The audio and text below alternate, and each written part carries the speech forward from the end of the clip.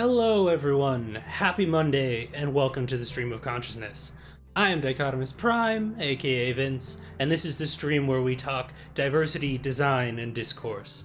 I am a West Indian bi tabletop game creator. I do narrative design, sensitivity reading, and mechanics design in the tabletop space, but I'm also a huge fan of video games, hence why, the whole Twitch thing.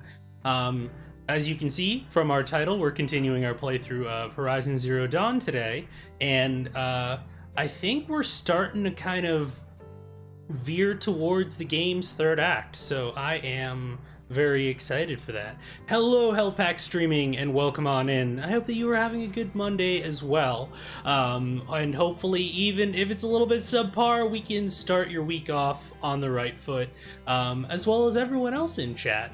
It's an excellent way to start your evening off on the right foot. It's hydration. So I hope everyone at home is having something good. Hydrate so you don't dehydrate. Get some good food. Take your meds if you need to take them, and just generally are doing all the good self-care stuff to ensure that you are able to enjoy the stream in the most amount of comfort possible, because you deserve it.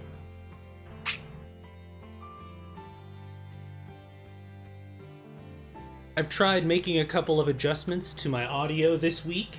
I noticed when I was making the highlights that we were having that weird thing where the beginnings and ends of my sentences were getting cut off, because I have a very kind of large range of volumes. There is when people raid in and I'm doing the big projecty stuff, and then there's the times when my stream of consciousness, it's the name of the show, I'm just thinking out loud, and I was noticing a lot of the time that a couple of words were getting cut off, so I've kind of reoriented things a little bit, and I've also ordered a boom arm and a wind sock, so hopefully in the coming weeks we can see about kind of nailing down exactly how we can keep the audio in the best quality possible, essentially, at least without buying a whole stream deck and things like that.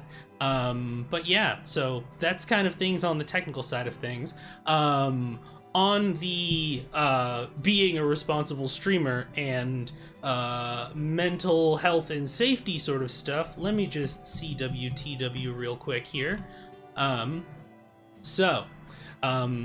These content and trigger warnings we always try and put up, but today these ones are extra relevant. You may notice that there are a couple of different additions in there to the ones that we usually talk about, as much as I was able to fit in with the character limit on Nightbot anyways.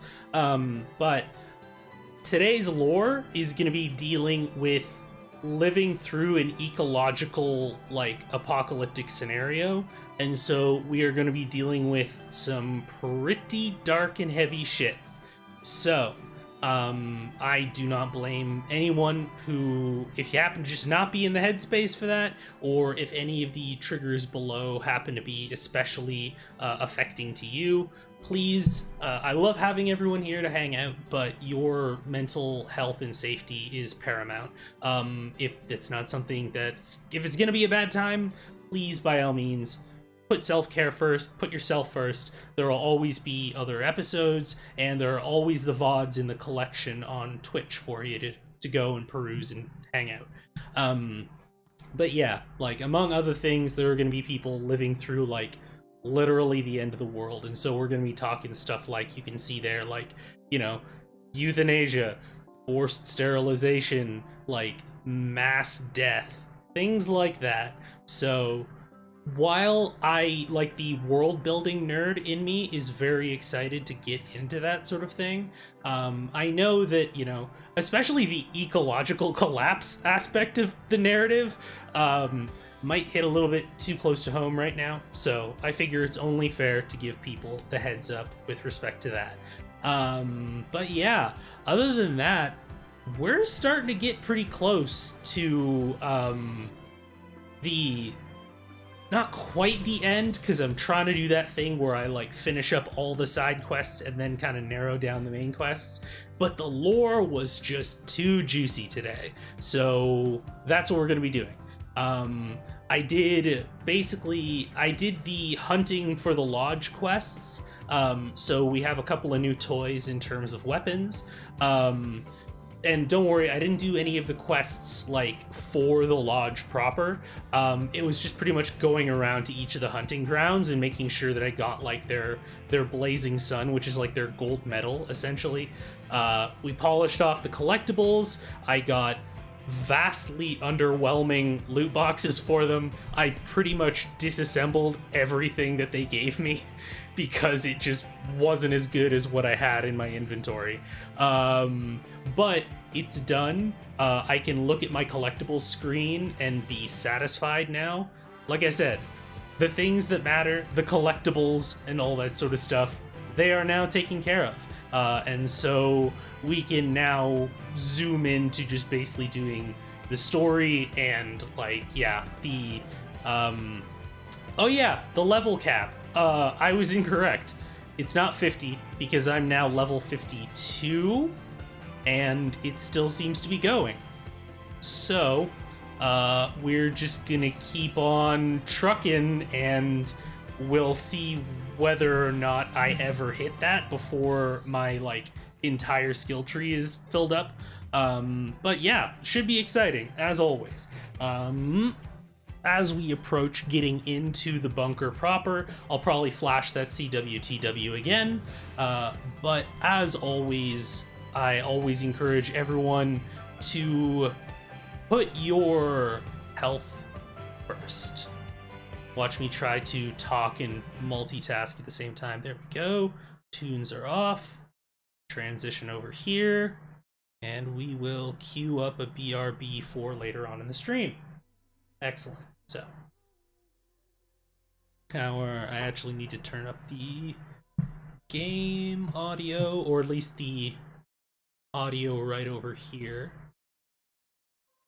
I really should make a separate, like, source for that at some point.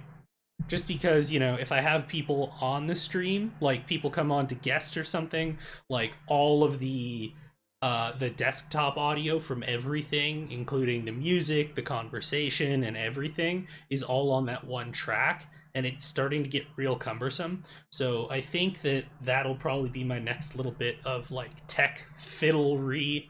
I just made up a word, whatever. It's 2021. To try and figure out how to streamline that a little bit. I had a little bit of a scare because my computer like did the whole like we encountered an error and need to like restart, and I'm like, okay, because you know, as a streamer, like you're thinking, okay, how many more of my like audio settings and everything am I gonna have to like reset? The like, as those who have been watching the playthrough for a while now know, Horizon Zero Dawn is infamously like finicky when it comes to a bunch of these different things. So yeah, luckily it wasn't too bad. I still had to remind Horizon Zero Dawn that the Yeti mic actually exists. But besides that, it wasn't too bad. Okay, cool. Let's hop on in. And I forgot to put a sweater on the back. Oh, let's turn my volume up just a little bit. There we go. And y'all let me know if you can't hear the audio in the game. Oh, wait. We're starting to get a little bit more in there. Okay, cool. I'm just watching the levels right now. Okay.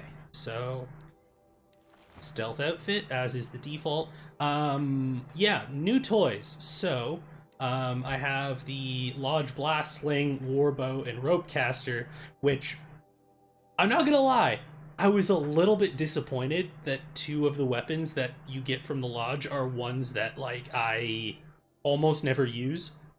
Like, we got a raid on Friday from Lil Squiggle, and Reapa Morum and their crew, and they're a huge fan of the Rope Caster. Unless I'm dealing with Glinthawks, it pretty much never gets used. Like, it's not strong enough to deal with like a Stormbird or something, so instead I just beat the shit out of the Stormbird, myself. So, Grave-Hoard, okay. Boom, perfect. Alright, so this is actually our second attempt at going into a bunker, because, for those of you who might have not been around, I technically have been inside Gaia Prime, because I, like, pulled some wall bullshit and, like, glitched my way up a wall so I could get the power cell in there, but because the quest hadn't procced yet, there was nothing there. It was just like, it was some interesting architecture, but that was about it. So yeah, this will be interesting. And I'm also curious, like, three otters in a trench coat. Hello there, welcome on in. I saw your follow earlier. Thank you very much for that. And always good to see you on a happy Monday. How are things going? How are the things in the stuff on your end of the woods? On your end of the woods, in or on your end of the woods, as the case may be. Okay. The one thing I will say for the weapons that I got from the lodge is the blast sling is disgusting. Like, it's so, I mean, admittedly, I've thrown a bunch of damage mods and stuff onto it, but it's just like, if I knock down like a stormbird and just pepper it with sticky bombs, it's just, the shit is done. The shit is like absolutely done. It's like I could critical hit it, or I could hit it for like 3,000 damage by just like hitting it with all of the sticky bombs, having it fly up into the air, having them all detonate, and then having it get knocked back down onto my waiting transmutation circle of like tripcaster wires, which also, speaking of disgusting damage, 454 each. I hadn't looked at that in a while, and it's truly disgusting. And as is my usual instinct, oh look, we can get in here now. I have kept the shadow versions of it, which I can probably just get rid of, but they aren't that much worse. And I might just, okay, raccoon. I might just kind of hold on to them and then like put everything into one element. Things are going well. Thank you. Making some fresh custard for a lime and vanilla pie. Ooh. A quick way down. I did not know it was possible to build for that kind of damage in this game. I have to take another stab at it. I'm admittedly, like, you guys can't see, or y'all can't see, because my big head is in the way, but I'm level 52 right now, and, the quest that I am on, like, not only am I level 52, but I have just, like, gone towards every corner of the map. Like, let me... except for Frozen Wilds, because I left that for when we finish the main story. But I have gotten all of the vantage points, I have gotten all of the collectibles, and, like, the only things that I don't have are, like, some of the campfires and things like that. So I have faced just about the worst this game has to offer. The only thing that's left is, like a full Deathbringer, because I fought a Deathbringer on Friday that only had about like 50% health. But basically, because I've spent so much time, like, let's look at my statistics here. Like, even in terms of what machines I've fought, I've killed I've 29 Stalkers, 15 Thunderjaws, and 8 Stormbirds, to the point where I'm pretty much just, like, hunting them, rather than they are hunting me. Oh, wow, okay. I did not expect there to be creatures in here. That is going to be very interesting. So, let me just, you know what, let's just throw up that CWTW one more time. Just in case, because I've been yammering a little while. So once again, kind of here's your heads up that we're going to be dealing with some dark shit in terms of... Oh, wow. Okay, cool. Well, you might just have to murk some fools first as well. What's your path? Oh, you're just right over there. Okay, that works. I can probably take it out then. Actually, this is a perfect example to show you how disgusting the damage on the Lodge Blast Sling is. Because it is truly disgusting. Okay, just turn around. They're inside too. It's all good. Not for long.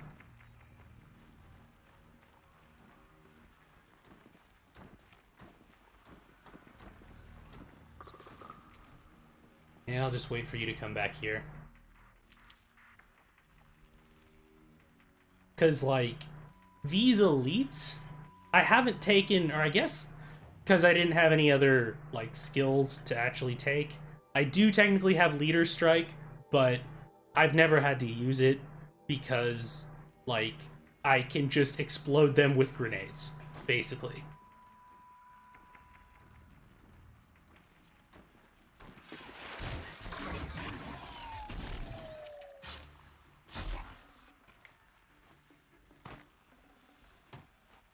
Okay, can I guess I was just waiting too long for it to actually open. So those are sticky bombs. Let's just do... Okay, we're sneaking. That does it. Time to take a look around the room. like, nothing. Just literally just nothing.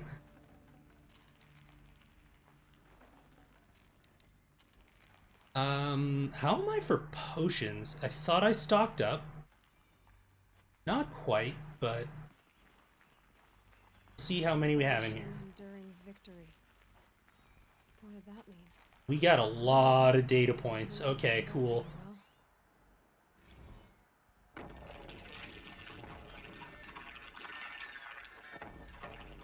Say again, Lieutenant. I got some. Titan is through the defenses. Titan?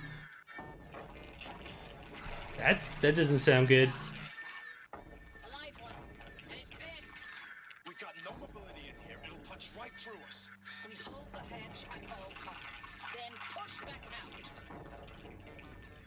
So the Metal Devil Frozen. basically is a kind of a master AI for a lot of the machines called Horus. And that's where kind of all these tentacles kind of come from. Is it was eventually just kind of stopped, but, you know, it didn't super end well for the people who are in here.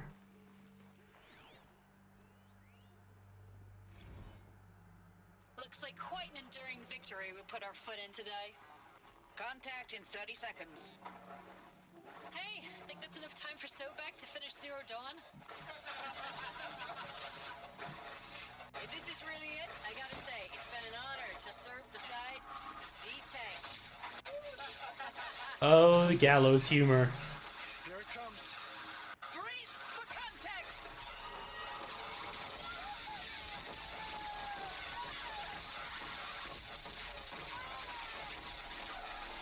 And there we go. Silence? Silence? He is, as on brand, silent.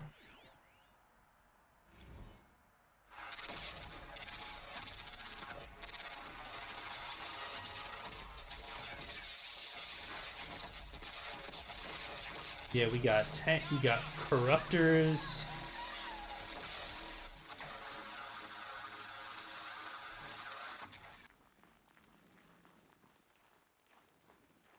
Okay, that one was just like screaming and bullet sounds. Okay. What's this one? Oh, she just straight up doesn't even have one. All right, cool. Is this one I don't have yet? Titan inbound, same play as Akron. Base defense locks it down.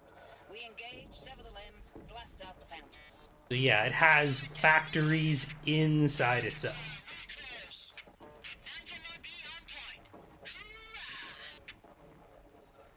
Silence, you getting this? What is it? All these soldiers. They died here. People die all the time. I'll keep going and find something interesting. God damn, dude. That's cold.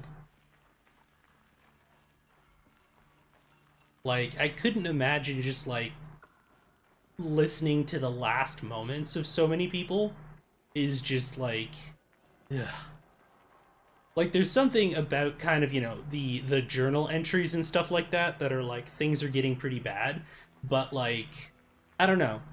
Maybe this is kind of one of those things that I haven't quite been numbed to yet, is kind of this haunting feeling that surrounds me about, like, thinking about these people having their actual, like, last words here.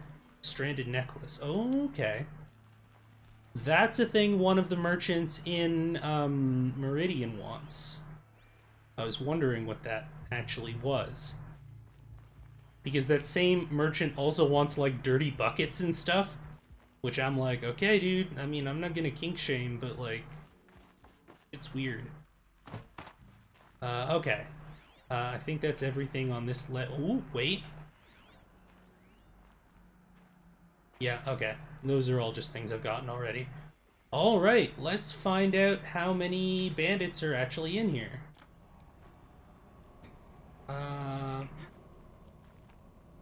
This camera is not ideal.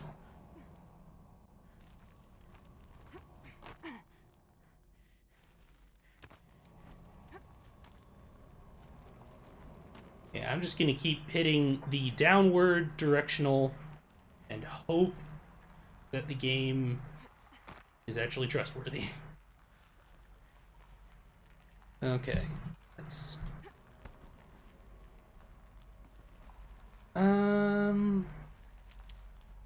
Gray Omen. Alright. Well, it's not picking up any more hostiles, so...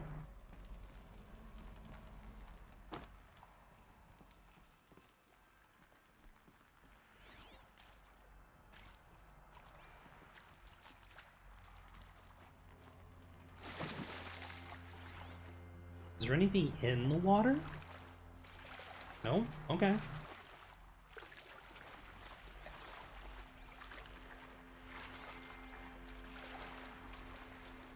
What are you?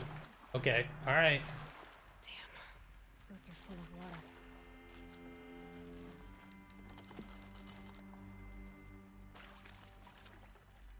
water. Nothing here, that's just decorative.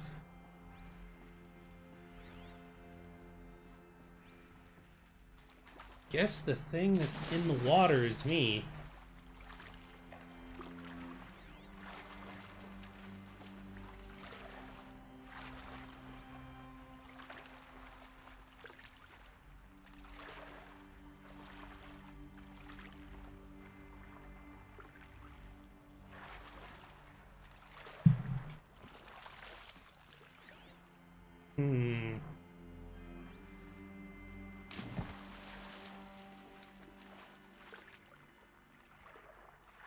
No? Oh, wait, there we go.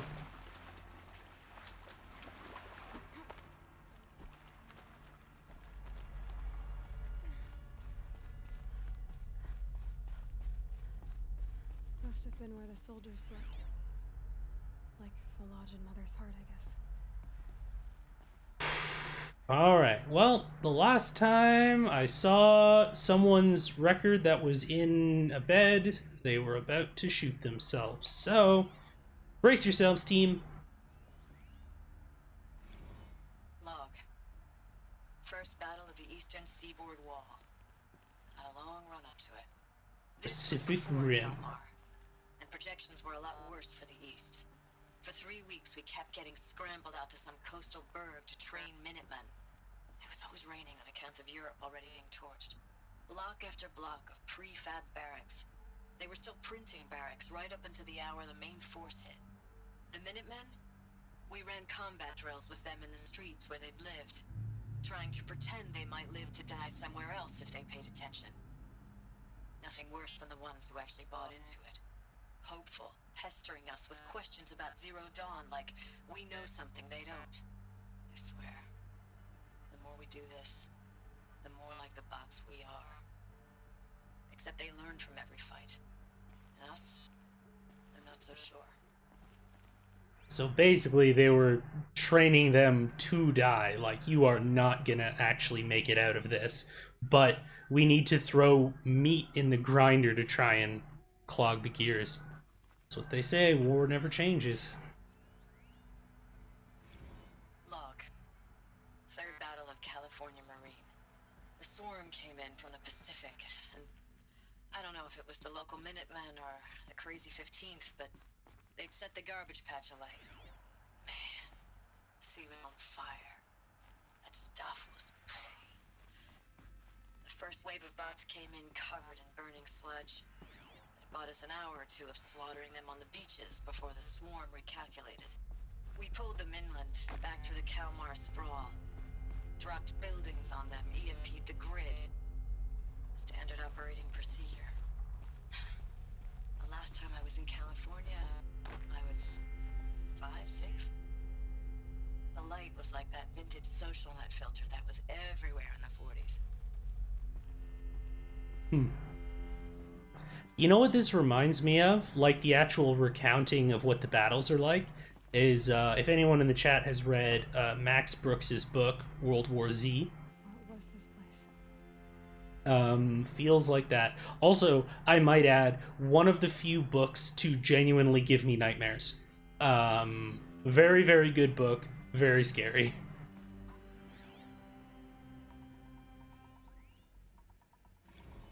Recalls, I've been instructed to remind you of Article 115 of base policy regarding unauthorized use of processor cycles.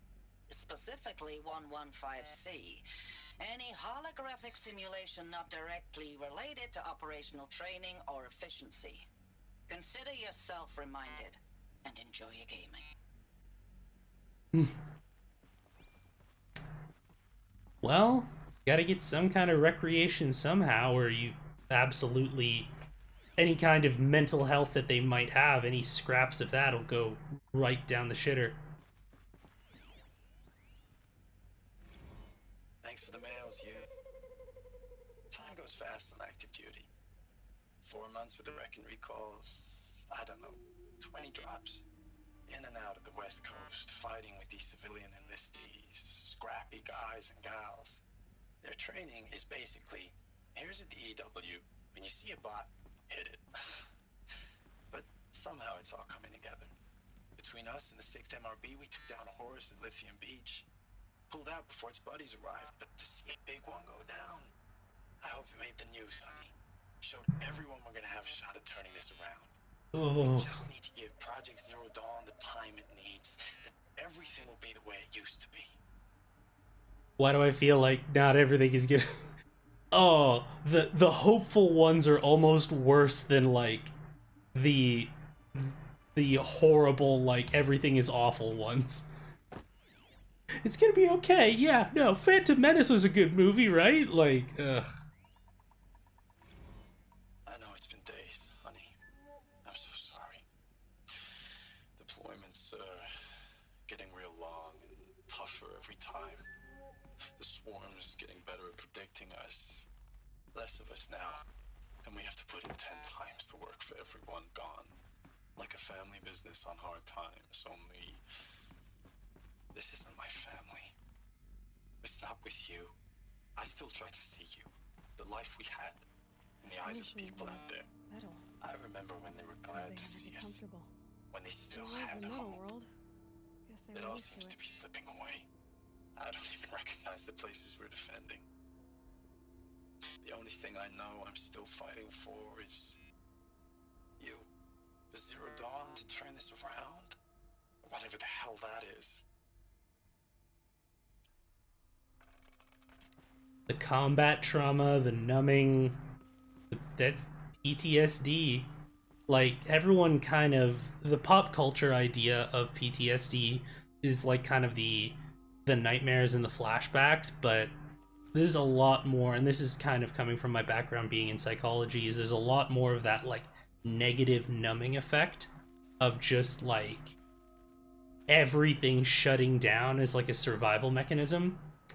And yeah, no, that is rough to listen to, especially the contrast with like the previous audio log that you just get there. It just makes it hit that much harder. I think this is just death. I think if I hop down here, this is just death. What is this? Is this anything? Just check the map real quick. There looks to be...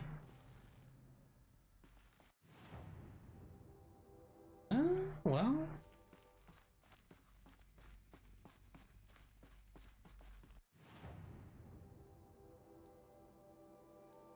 Okay, yeah, this is the direction that I came from.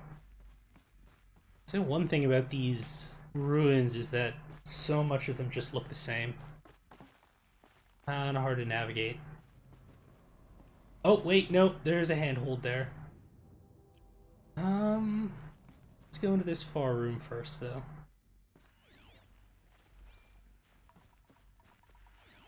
Oh, another one. Text one. Looking back, I thought 64 was shaping up to be a pretty good year. No more drinking and no more mercenary security work. Stripping offshore wind farms for the OEZ, just me and a plasma cutter 400 feet above sea level. Then I got the recall alert. Read them up on a turbine in the smell of cooking ozone. They covered every angle.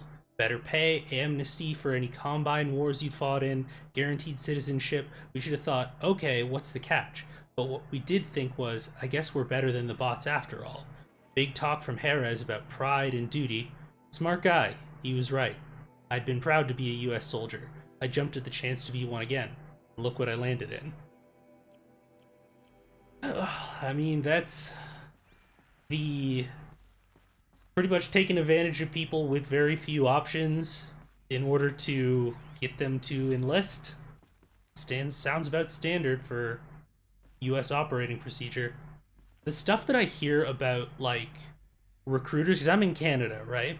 And it's not as if we don't have, like, recruiters here, but the, like, aggressiveness that I hear about from my friends in the US of the recruiters, like, outside of high school and everything is so, like, an order of magnitude above anything that I've ever experienced. Just one bed. Maybe their war chief's room.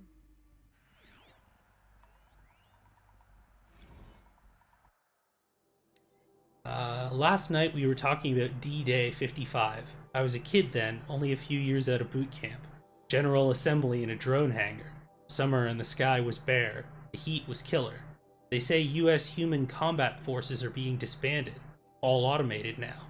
We're last cycle's tech, out like the old net.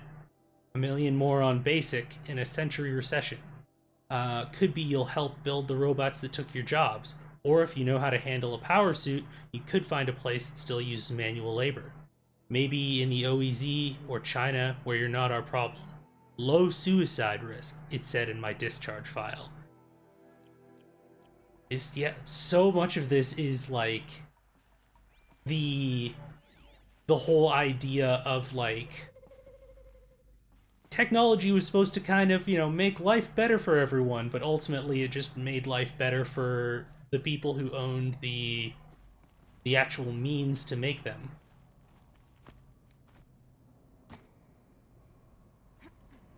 Go down? Yeah, okay, cool. Hey, so it wasn't death. Look at that. Is there anything in here before I descend further?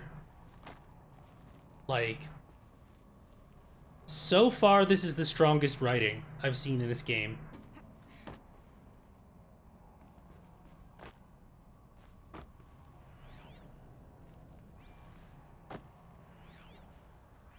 Which, you know, is to say that it is basically an extrapolation off of most of the things that we are experiencing right now, and a number of properties that have previously done it.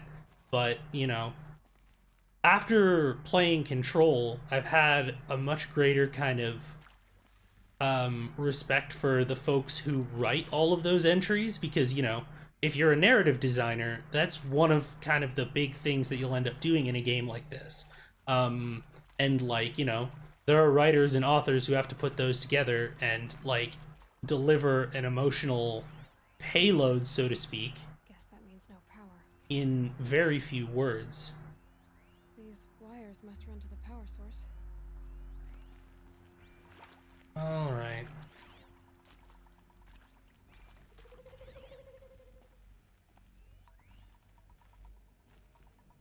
Whatever powered this door should be close by.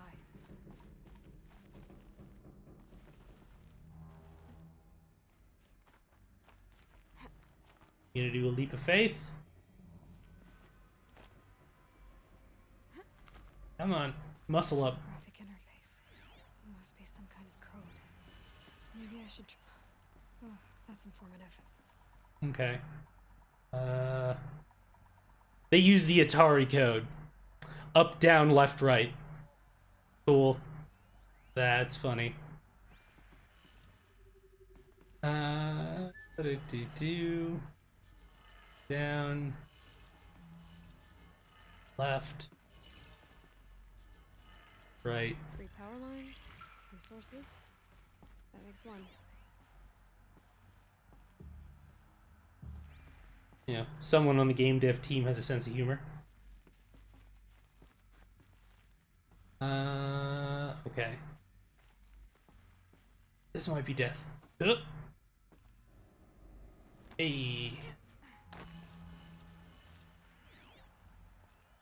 Okay.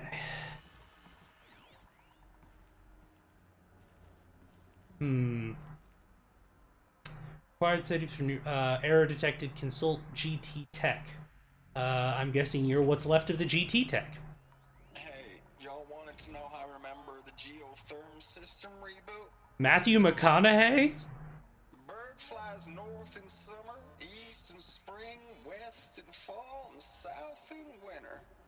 Didn't expect to hear nature poetry from the lips of Mike the GT Tech now, did you?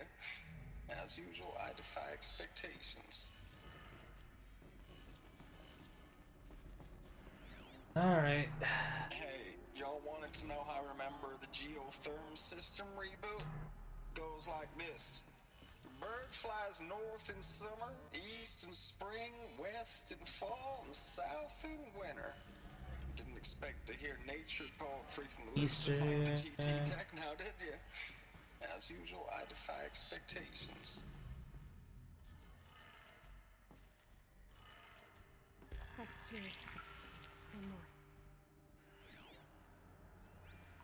1 more. Okay. And 1 over here.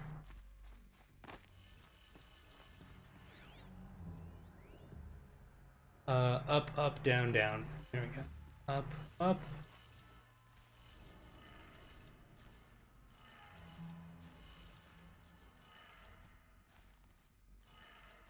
Okay, that did it. Sounds like that did it. See, that's death. Now I'm wondering, is that where like one of the machines fell? Or is that just like a core or whatever their power source is? Let me just double check so I don't miss any collectibles down here. Okay, cool.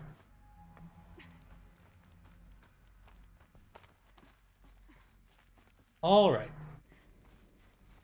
Eldritch Co. I see her. I've arrived in time for bisexual mood lighting. I didn't think about that, but you're 100% right.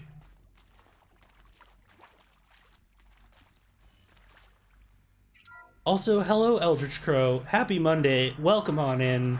How are you doing? Yeah, I was gonna say, how the hell did they get down here?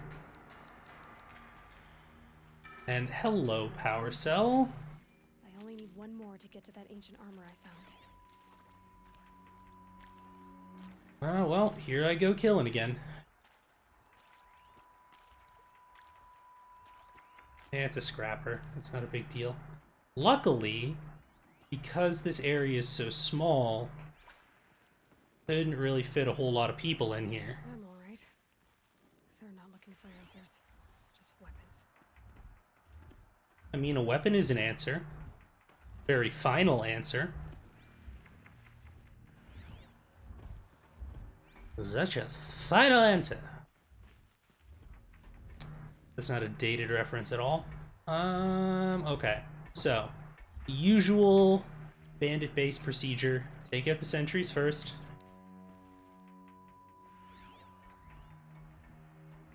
Where's your patrol? Go over there. You go over there. Okay. And I don't think any of you... You don't go up there. Okay, cool. You, however, are by yourself.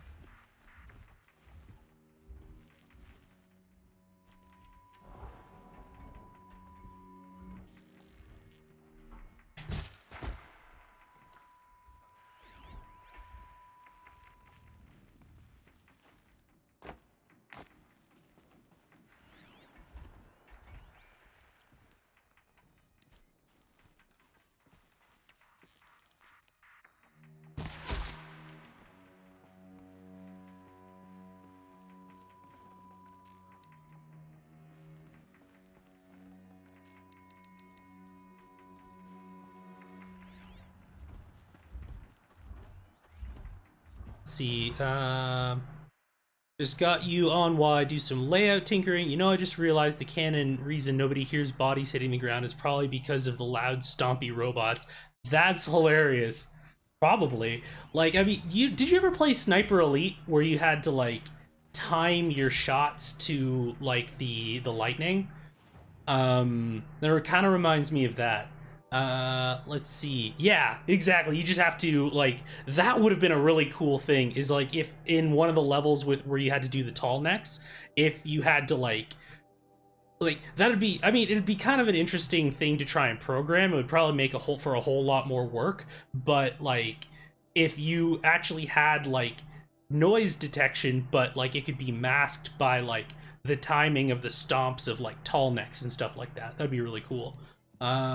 Let's see. So hunter bow, sharp shot. Probably not gonna need the shadow sling. But tripcaster.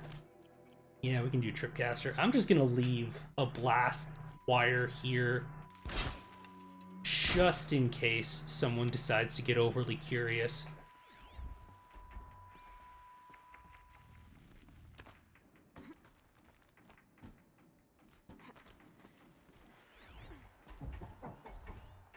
All right. So we've taken out 3. Who comes back up here? You come back up here. Okay.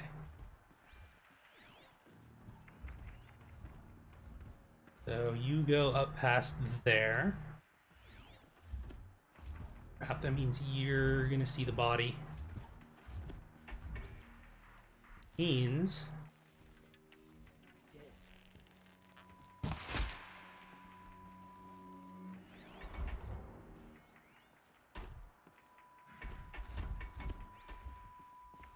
Oh, I could have leapt into that hatch. That's also a thing.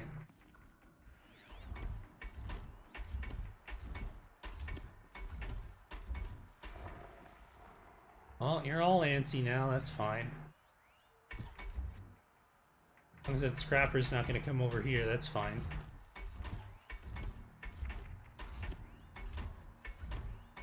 I do like that, like, and I understand why this is, just because you can't really, like, have someone be alerted forever, but I do like that after a couple minutes they're just like, ah, dang arrow deaths.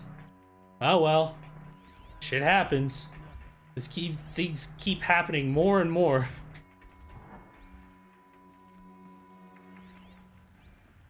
The leading cause of bandit deaths is that disease that causes you to sprout arrows out of your head and neck.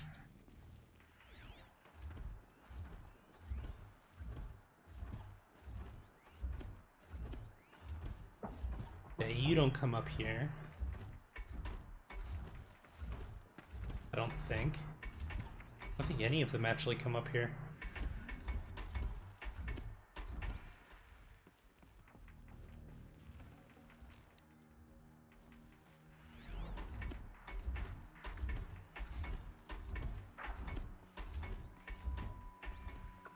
Jeez, they just get into a nice little clump right over there, huh?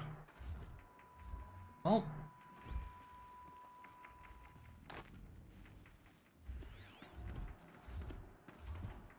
Okay, so there's another hatch, And you walk right through there. Let me actually just double check. Make sure I don't get flanked by someone.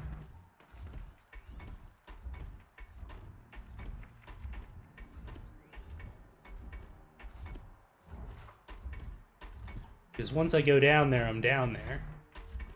I don't think I can get back up.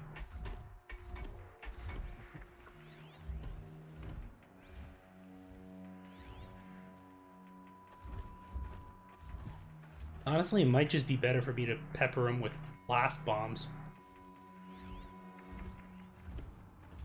Yeah, I think that might be the play. There goes Razorneck. Time to source new mooks. Like, ah, god, the turnover rate is terrible. Okay, you're coming back, you're coming back, you're coming back. Alright, yeah, I think it's time to get the blast bombs ready, or everyone could split up. That could also be a thing.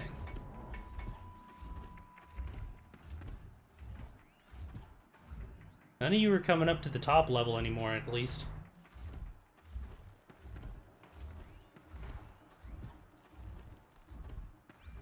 I mean, I could just...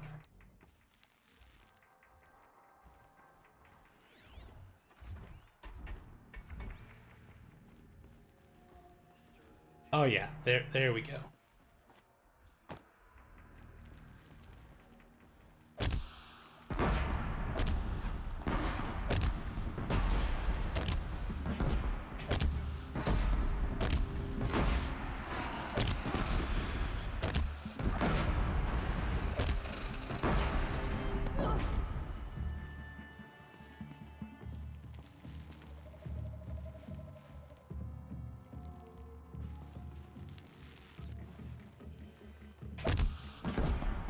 There we go.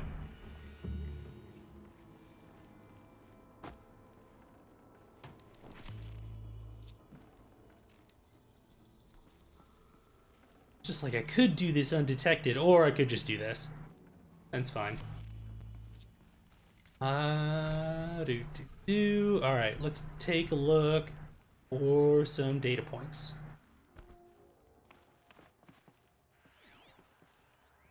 That's the door that I came through.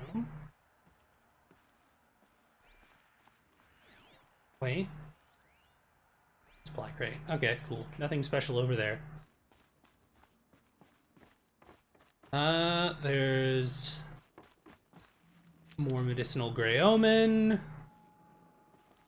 Let me just get my ammo back. Go.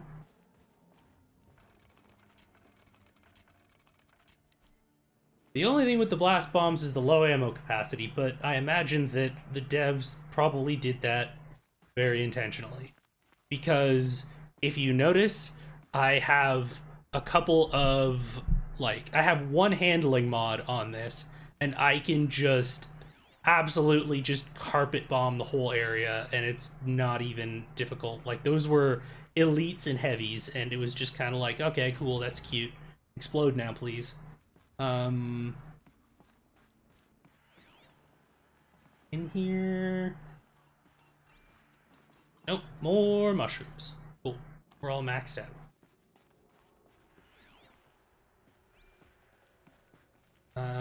That's a direction.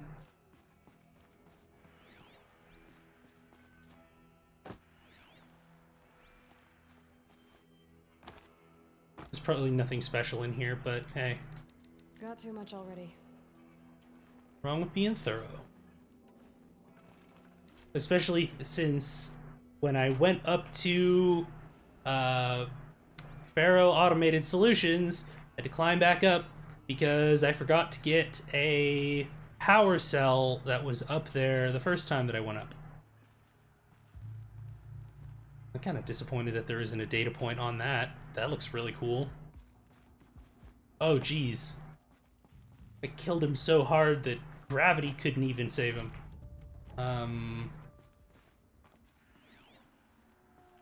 Alright. I think that's everything.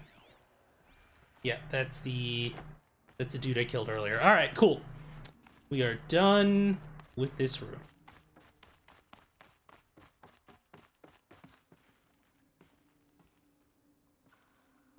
Let's see. Okay, I guess this is sort of a run and jump sort of thing.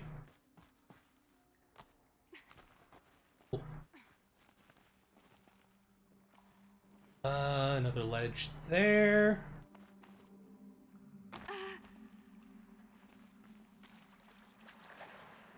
Alright, well, I guess it didn't matter that much. Let's see.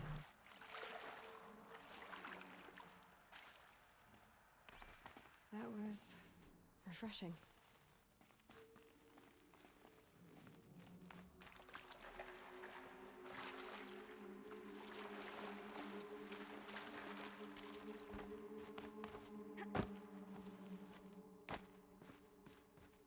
Oh, I did that incorrectly. Okay, so I need to get up over there. Alright, let's try and not screw this up this time. There we go.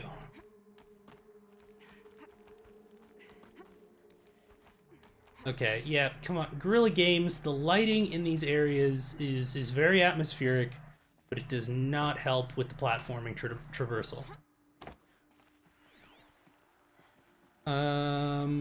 Let's see here. Okay, so that way. Hey, data points. Horrible, horrible data points. Thanks for the mails, you. Time goes fast on active duty.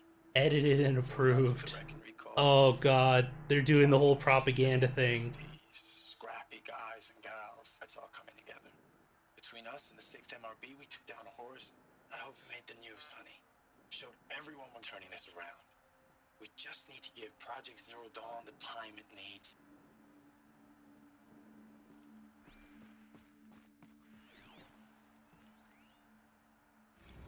I know it's been days, honey. I'm so sorry. Deployments are getting real long. We have to put in for work for everyone. Like a family business. I still see you in the eyes of the people out there. Oh god. Yes, they still had hope. I'm still fighting for you. Oh. That's... Oh man, that's grody. Ames, I know I mail you too much. I'm just proud of what you're doing. Everyone back home is. We got moved inland 10 kilometers, just as a precaution. Oh, this is so So heartbreaking. I get to keep my eye on Andres and Reggie. We never know where or when you're fighting. But when the VTOLs go over, all the kids run out and wave. I believe in you. I know nothing's ever gonna be the same, but I believe in you. I believe in us. I am not looking forward to finding the unedited version of that. Alright, I had one proc, so that was that, and this one. Ames, I know I mail you too much. I'm just proud of what you're doing. Rejected for delivery. We got moved inland 10 kilometers, just as a precaution, they say. School's still in session, so I get to keep my eye on Andres and Reggie. We never know where or when you're fighting, but when the VTOLs go over, all the kids run out and wave. I believe in you. I know nothing's ever gonna be the same, but I believe in you. I believe in us. Wait a minute, were those two different? Ames, I know I mail you too much. I'm just proud of what you're doing. Everyone back home is. We got moved inland 10 kilometers, just as a precaution, they say. I'm trying to pick up the difference. Still in session, so I get to keep my eye on Andres and Reggie. Yep. We never know where or when you're fighting, but when the VTOLs go over, all the kids run out and wave. I believe in you. I know nothing's ever gonna be the same, but I believe in you. I believe in us. Okay, one more time, I swear. I don't even know if you're alive anymore. Okay, it just The played mails I again. get from you, they say they're from you, but they don't sound. They sound recycled. Phrases put together, and you don't say anything about the news I pass on. The containment zone, the rebreathers, the rioting, One Earth. What happened in the Dallas bubble aims, that wasn't the robots. They won't even give me a straight answer when I demand to know if you're still alive. They just say if your messages keep coming, then you're still operational. It's not fair, Ames. It's not fair that you won't be with me when the lights go out. I love you. That's so sad. God. Wow, Nightbot. Real great timing. Incredible. Like, hey, if you enjoyed this tragic tale of people being separated by government propaganda, make a clip. It's just, oh God. Oh, serendipity is a motherfucker sometimes. Alright. Unit status report. Status report. 9th Mechanized Response Brigade, Commanding Officer Lieutenant Fiona Morrell. Rejected for Unit delivery. morale continues to be adversely impacted by outbound engagements against the Pharaoh Plague, especially when said engagements occur in sectors where civilian guard enlistees have been heavily engaged. The scope and nature of fatalities suffered by civilian guard and unarmed civilians in these sectors defy description. And witnessing it is generating a pervasive sense of hopelessness in the unit. Accordingly, I once again request that deployments of the 9th MRB be temporarily refocused on facilities that are mission critical to Project Zero Dawn. And once again, I request an immediate update on the status of Project Zero Dawn's timeline. God. You see, you know it's bad when, because you have, like, I mean, the civilian propaganda, like, is awful in and of itself, but when they start rejecting, like, the unit reports of what's actually going on, like, factually, and, like, the leadership is like, what are we even doing? We're throwing these people into a meat grinder. Why? Tell me what's going on. And they're like, yeah, no, I'm sorry, but that's, we don't want to deliver that as kind of a downer message. It's like, oh God, it's worse than you thought. Like, there's actually, if you know the story of Pat Tillman, who is a, forget if he was a Marine, but he was killed by friendly fire, and it was during the Bush administration, W. Bush, and the amount that the United States, like, because he was a former NFL player, and they wanted to use him as, like, an enlistment tool, essentially, to get people to enlist. And the way that the Bush administration jumped in front of it to try and stop the story that he was killed by friendly fire, that he died heroically in combat, so that they could boost enlistment before the public more broadly found out about his death. It's fucking awful. And the collection of his journal entries, I believe, is collected in a book called Where Men Find Glory. It is a kind of terrifying and awful indictment of the internal, to say nothing about the imperialist and colonialist aspects of the U.S. military, which is to say, all of it. But the internal mistreatment and, like, you know, basically, like, meat grinder is the right word for it. Throwing soldiers into it and then just basically going like, oh no, we just need to stop people from knowing this because then we'll have people not want to enlist, because of course we would.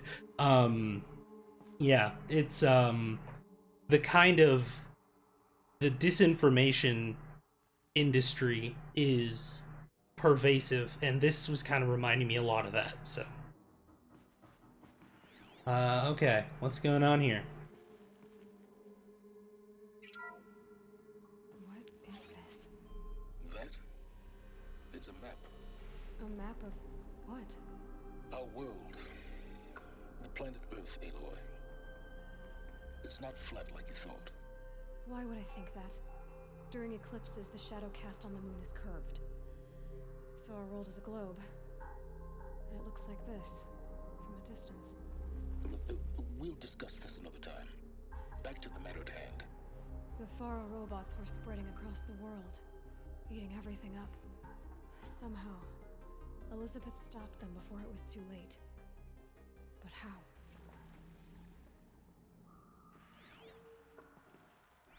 Before it was too late. I don't. We'll see. We'll see how this pans out. Xlog. Let's see. December 2065, week 1, confidential. Operation Kickback. Great name for an operation. Civilian Guard and Armor Battalions skirmished with Vanguard elements of the Pacific Northwest Swarm, PN-12. Engagement began at 0600 and concluded with a withdrawal at 2100 the following day. Losses in excess of 40% reported. Operation Thick Skull. Shenandoah Valley, Virginia, 12th MRB, supported by Civilian Guard, fought a rearguard action against the Eastern Seaboard Swarm. Engagement began at 0800. At approximately 1400, 12th MRB reported the position was overrun and received operation to detonate SA Tech facility, inflicting significant damage on ES-7. Surviving elements of the 12th MRB withdrawn to Akron, Cleveland defensive line. Operation Body Blow, Akron, Ohio. 9th and 10th MRBs, supported by sustained aerial strikes, assaulted the Horus-class Titan, resupplying the Eastern Seaboard Swarm ES-18. Engagement began at 0400 and concluded at 2200 with the elimination of the Titan.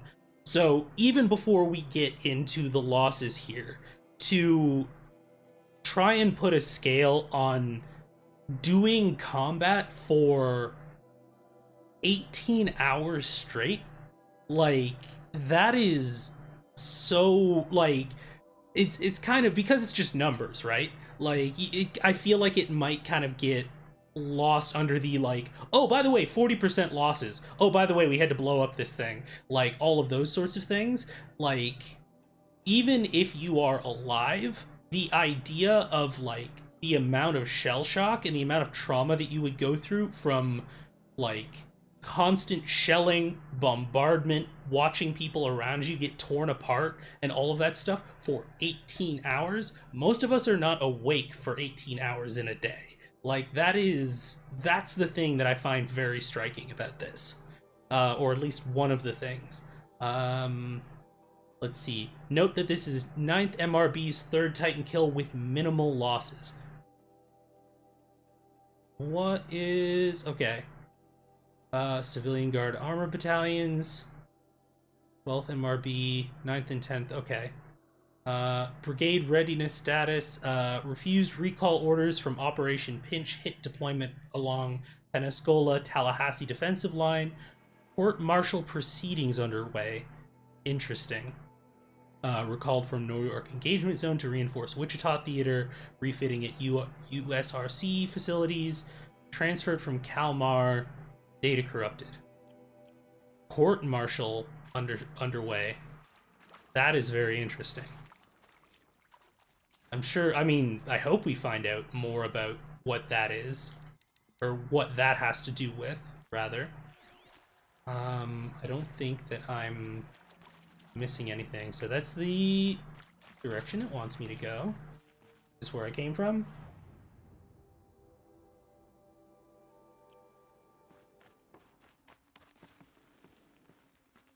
Yeah, that's where I came in from, I think. Yeah, because I had to go up and through that. Let me... yeah, and this was where all of the mail was. Okay, cool.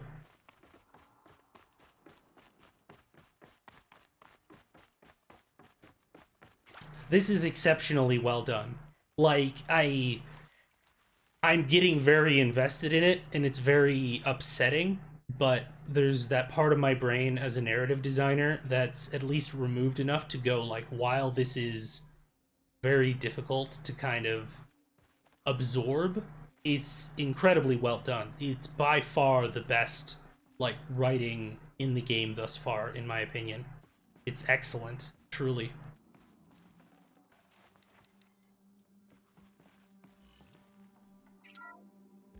All right, what's in here?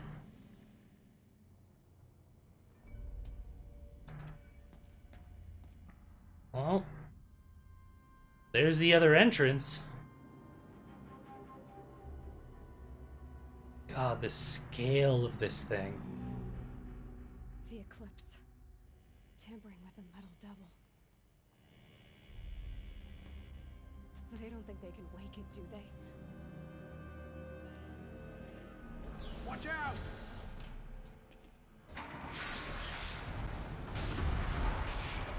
Of course.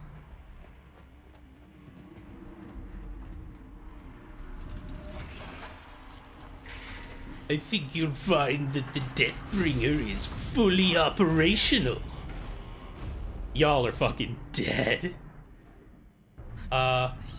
Enjoy that. Or you're not. Okay, cool. But I do have a couple of them that I can blow up.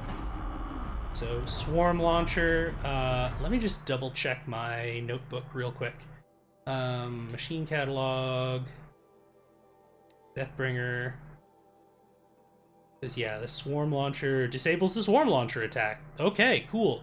I don't know if I can pick that up. Override impossible. Okay, cool. You went full release the Kraken and then realized it's on their side. Yeah.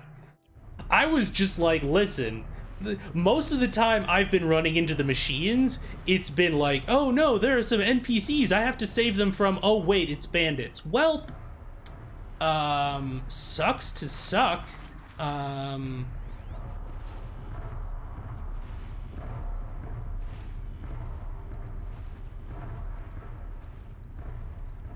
Well, let's see.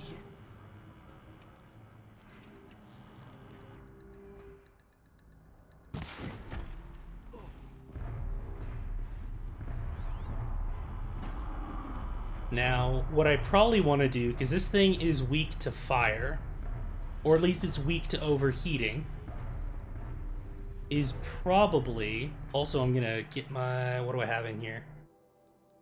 Let me just check what elements, because if I can freeze it, I want to freeze it.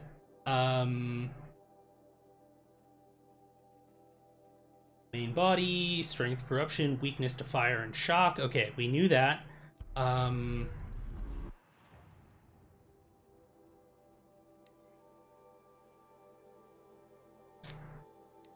I think we might have to put the Lodge Blast Sling away for now, team, because I need my elemental shit.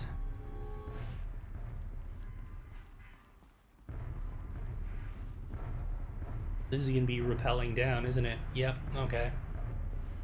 Well, I don't want to do that quite yet. Also, is there anyone up top here? Because, yeah, that's just death. Let me just,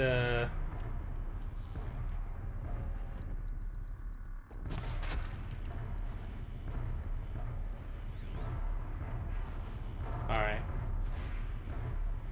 It's like, once this is on, this is on.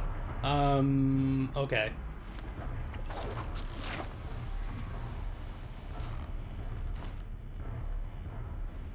Okay. Because if I can blow up a couple of the dredgers near the thing, which got my fire arrows. Let me just make sure I'm fully stocked on everything. Because I think that the procedure is going to be blow up one or more of the dredgers who are nearby, and then while they're still recovering from that, immediately switch to Tear Blast arrows and knock the swarm launcher off of it.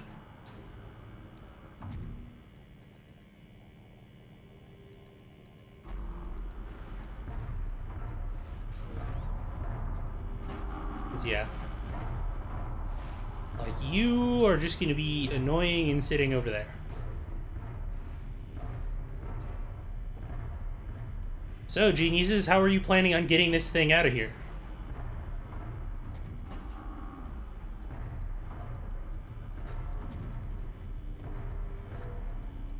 Oh, he's got little, like...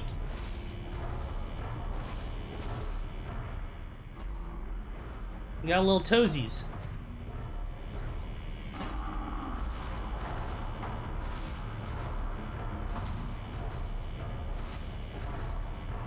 Well, you know, if y'all could just, like, get slightly closer together.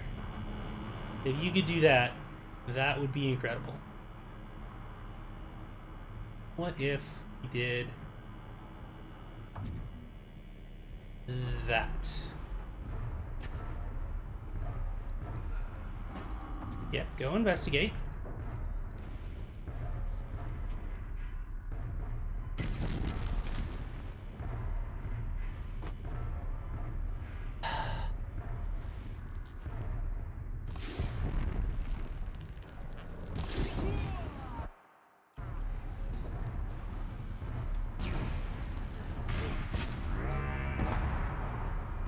Well, that didn't work. Okay, so protector heavy.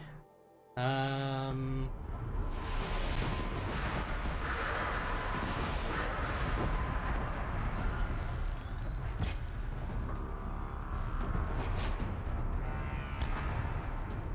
no, it just needs to be damaged. Okay, cool, cool, cool, cool. Love it. Love that for me.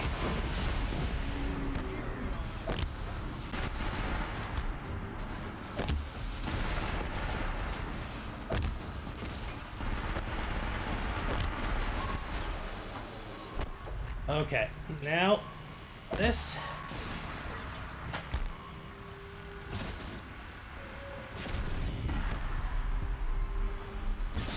Okay.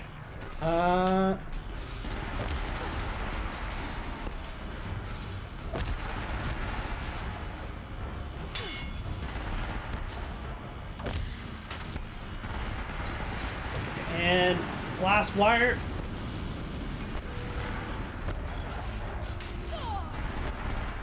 Well, that sucked.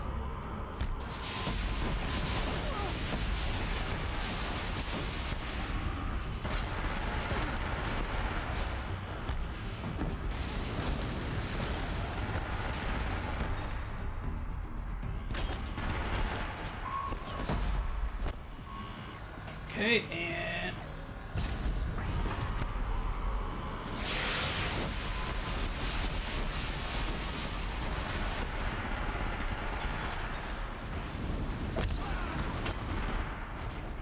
Okay, sir?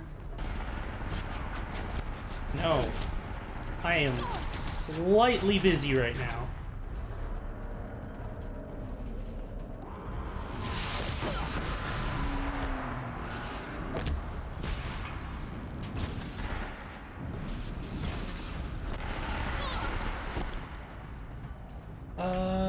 Firebombs.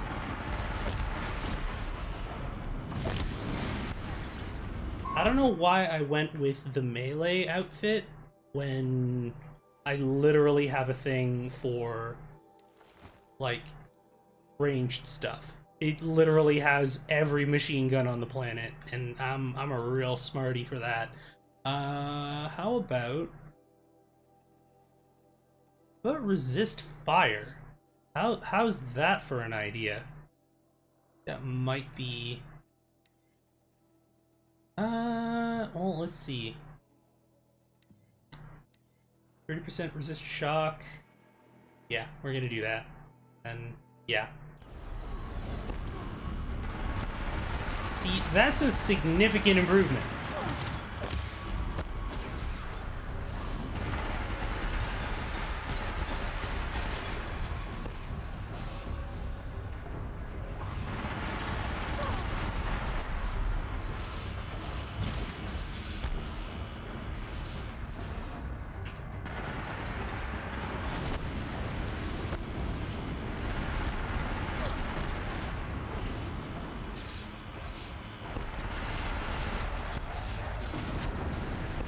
Jesus, okay.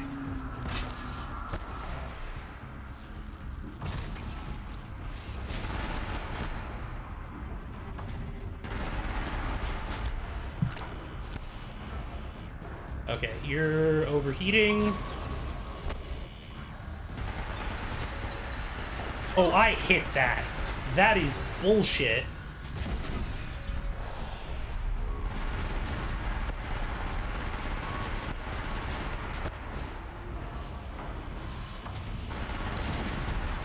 Here we go.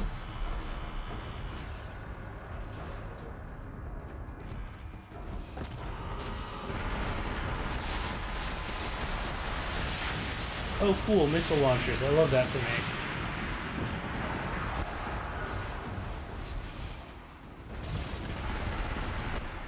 Yeah, no, the armor on this thing is just, like, laughs at damage.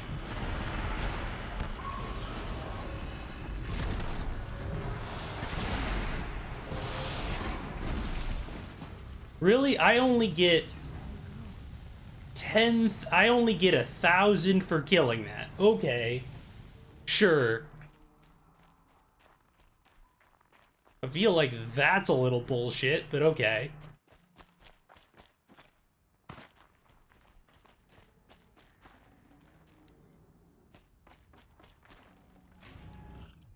Okay, so gonna resupply all of my resources.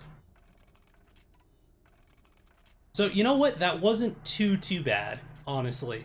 Like, I was expecting it to be significantly worse than the one at like half health, which obviously it can tank damage a lot better, but it wasn't nearly as mobile as I was expecting, which is a good thing. Let's look at the coils I got from that, actually. Is the stealth coil better than the one I have? 13 and resist shock.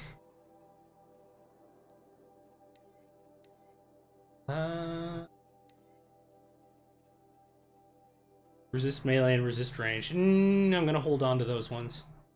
Okay.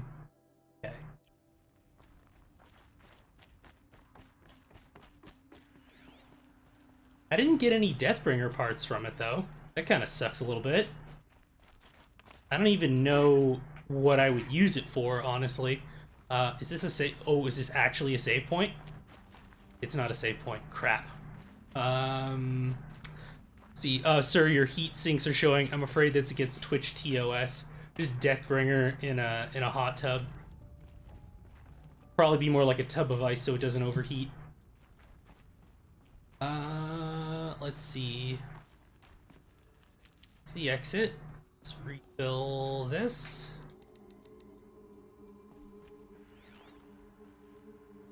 I think that's everything. I feel like if I'm like one of the Eclipse cultists and they're like, haha, we will bring this Deathbringer back to life and then we will subjugate everyone, and then one Nora Huntress takes it out, they're like, well, shit. I don't really know what to do at this point. That was kind of our whole Hail Mary thing. Well, everybody take 5, and, just kind of like, alright, well, what else do you fucking do at that point? Because, like, if one person can take it out, like, I feel like leadership needs to rethink what it is that they're attempting to do. Let's just double check up here. So I don't want to do that thing of having to come back later. This is one of the areas that I probably could have dropped down. Alright, we're all good.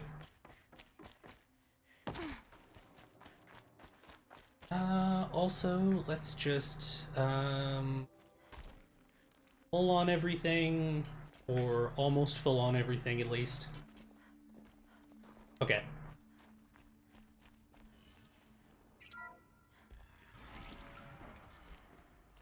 And back into stealth mode.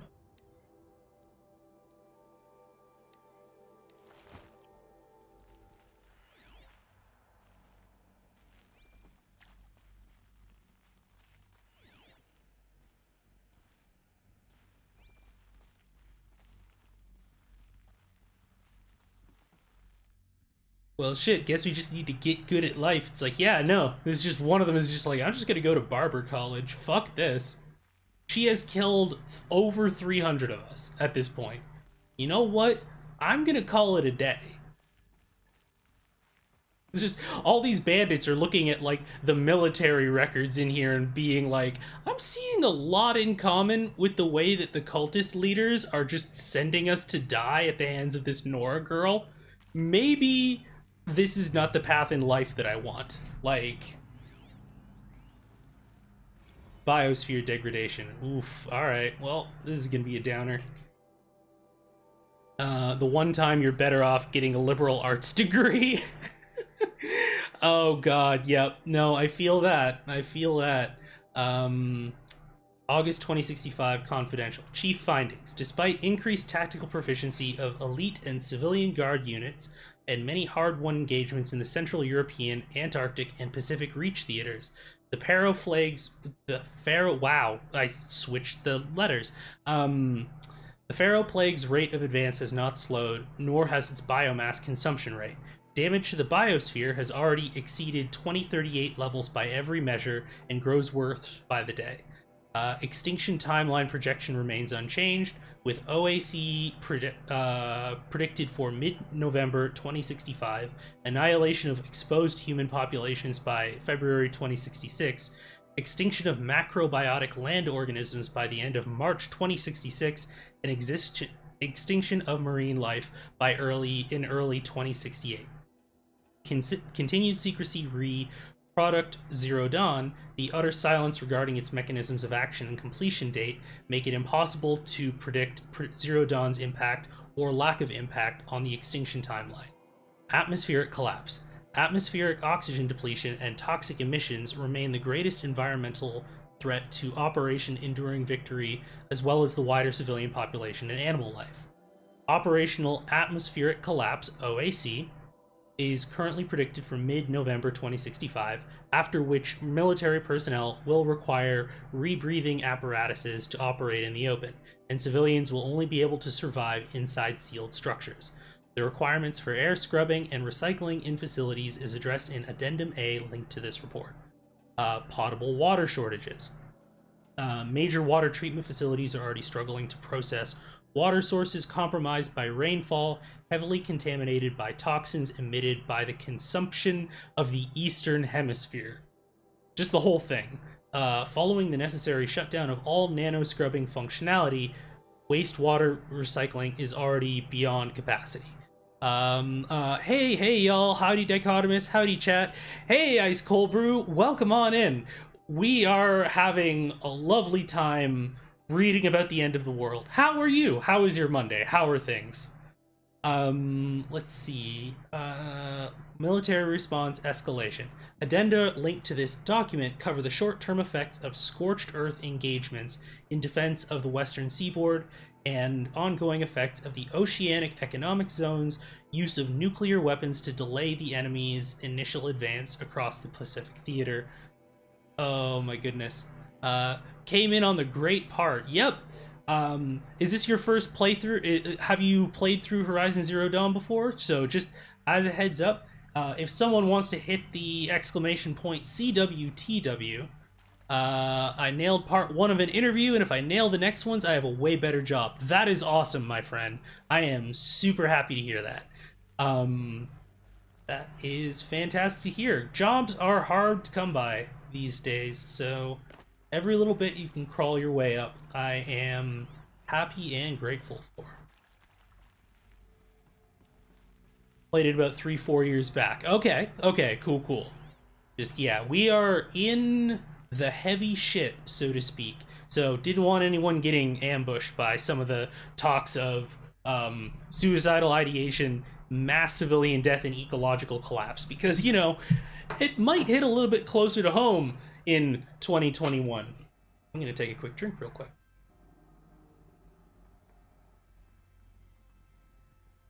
Alrighty.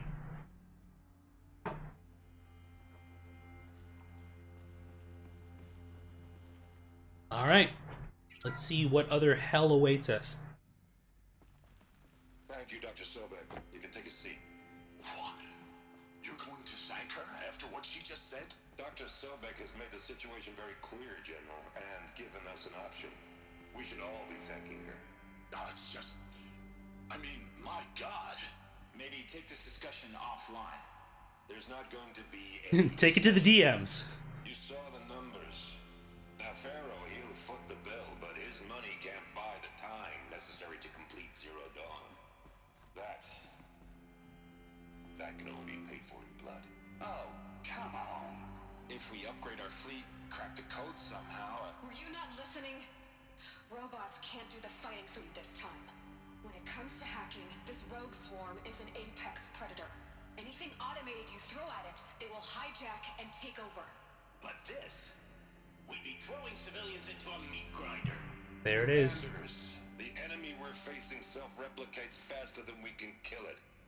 And it eats biomass as fuel. Zero Dawn is all we've got. So we put a railgun in the hand of every civilian strong enough to carry one, show them where the trigger is, and point them to the front? How the hell do we sell that? By giving them something to fight for. Zero Dawn. The top-secret super-weapons program that will save us. So long as humanity holds off the swarm long enough for Dr. Sobek and her team to finish it. The file I'm sending contains the war plan for Operation Enduring Victory. War plan? This is a war crime. It may be ugly, but it's something. Consider the alternative. Dr. Sobek, I've secured use of a decommissioned orbital launch base outside Bryce, Utah as the Zero Dawn staging area. Plenty of space there. When can you get started?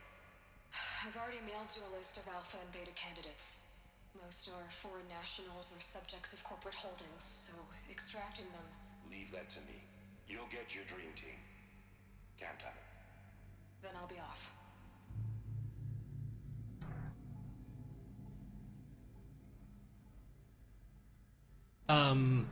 Does that the bots mean they could eat people too? So here's the thing, is I was wondering that whole thing as well, is like, if they are slowing the bots down and they're just gonna like eat biomass anyways, you're basically just like giving them more food. They are literally, when they say they're putting them into a meat grinder, they mean literally, as in like the robots will kill them and then they will eat them, and then they will consume them as fuel along with all of the rest of Earth's biomass, essentially. So, or not essentially, literally. So yeah, no, it's good shit. It's good shit. Uplifting, truly. Leave something else behind. Alright. Okay. Let's see. There's gotta be some shit I don't need. Why do I have a fox bone? Let's see. Yeah, all of this is just shit I can sell. Don't have enough fatty meat to make potions. Horrifying. This technically makes Horizon Zero Dawn one of the most interesting zombie concepts I've ever encountered, though. That was actually... Were you here when I was referencing World War Z earlier? Because thinking of the robots in the same way that they did the zombies in there, one of the things that they discussed that's a complication of the military tactics is the fact that normally when you kill an opposing army, the army gets, or when you suffer casualties, like the other army gets smaller as well, because presumably you killed some of them. The thing about like the zombies is that every casualty that you take adds to their numbers. So the idea that like humans are being killed in each of these, but the machines are basically taking whatever bodies, turning them into biomass fuel, and then manufacturing more machines out of it. It's like several, it's conversion of human beings into robots with extra steps, essentially. It also reminds me a lot of Resistance Fall of Man, which is a criminally underrated and underappreciated series of games that I very much love. And kind of what the the Chimera, which is the name of the alien species in that game, we're also doing. So let's see. So I've got 250, 500, 750. Okay, yeah, I can disassemble a bunch of these. That's not a problem. Like 5, maybe. Resistance is a good friggin' series. The second one, like, suffers from a little bit of let's be like Halo syndrome, but the first and last game are excellent. Like, Resistance 3 is one of the best, like, shooters on the PlayStation, and honestly of that generation, and I'll stand by that. It's amazing.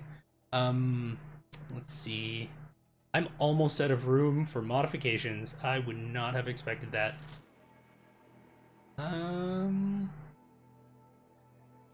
Get rid of that.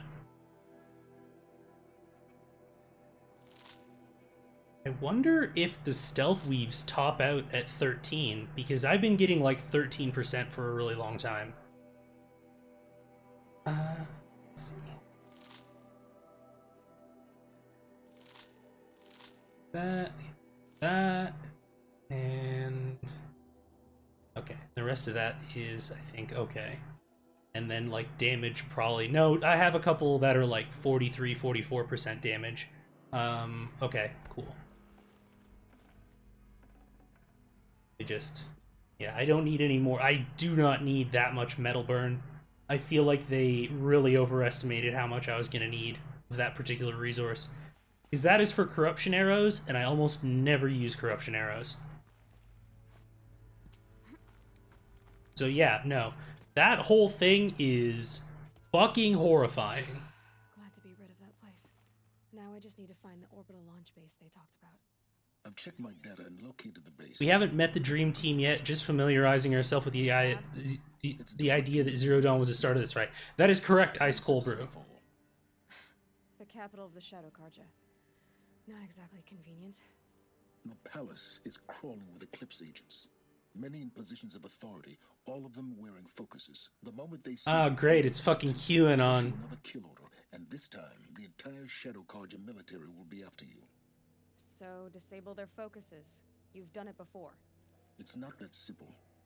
Too many focuses in one place, each of them communicating with each other and back to Hades, a whole network of them. Network? What's that?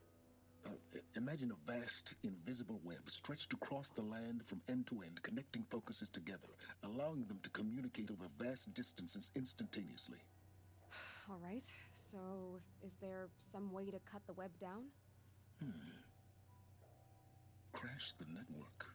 Audacious. Yes, there is a way. A weak point in the network. Point the way.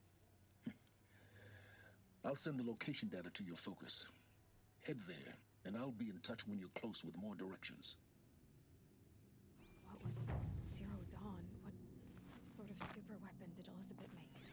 She stopped the machines, but not before the world she knew, her civilization, ended.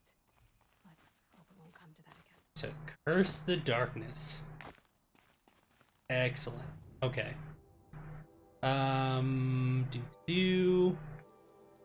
Okay, only one skill point. I can't buy shit with that. Cool. And let me just get rid of that because that's garbage.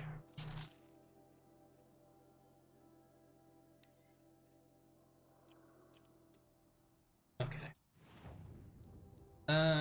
Let's see. Quests. Infiltrate a secret Eclipse base and crash the cult's focus network. Okay.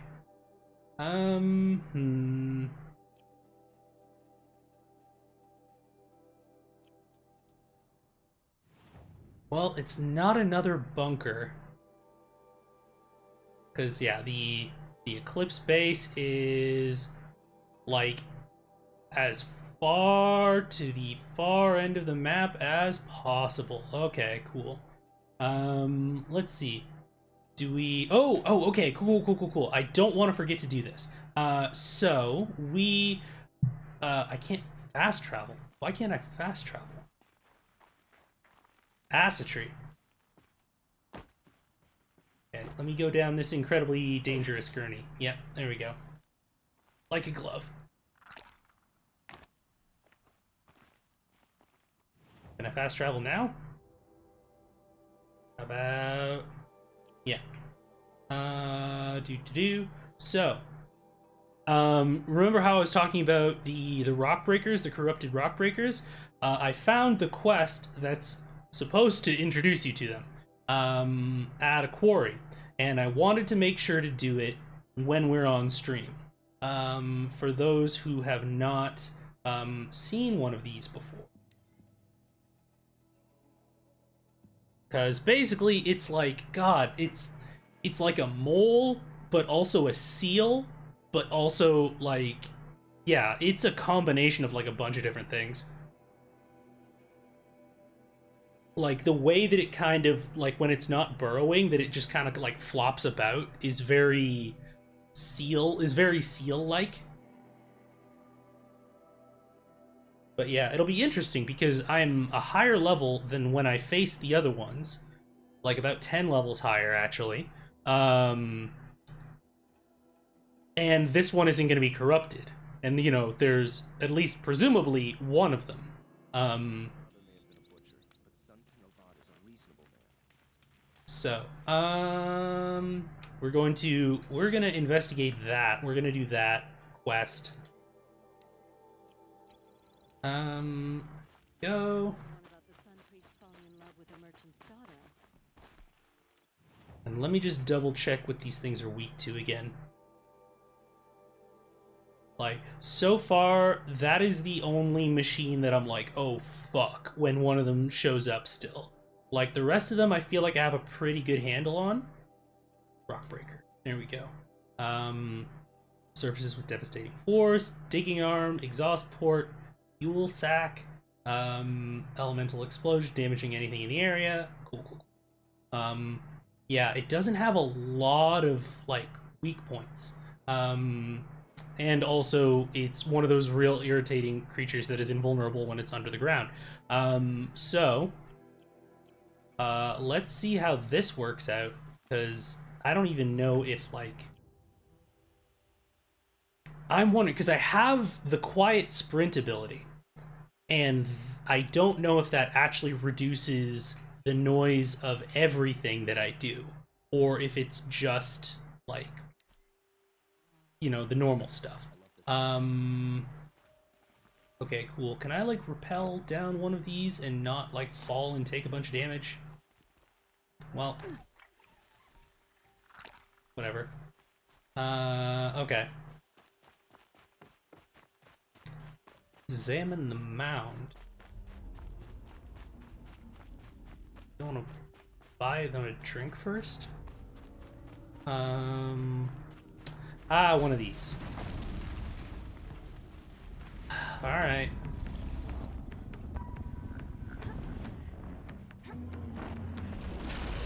Hey, buddy.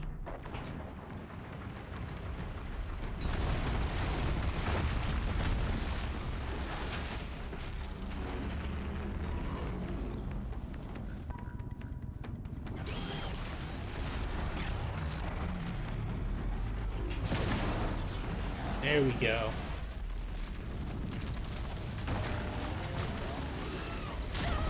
Ooh, okay. That was very rude. Outfits. Protector.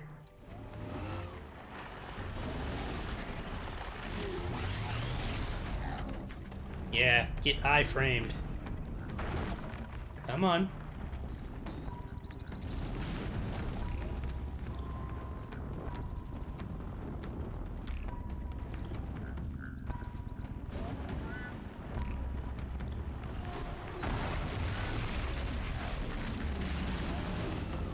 This is probably a series of 3. Yeah.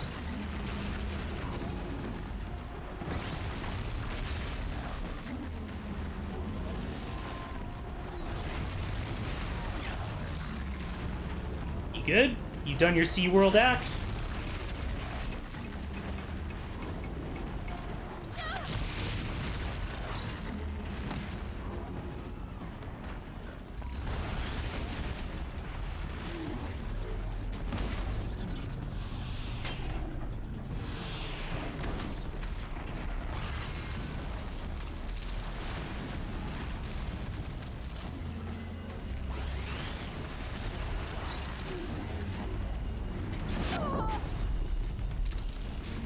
Alright, that did more damage than I expected. Yeah, enjoy being on fire, you prick.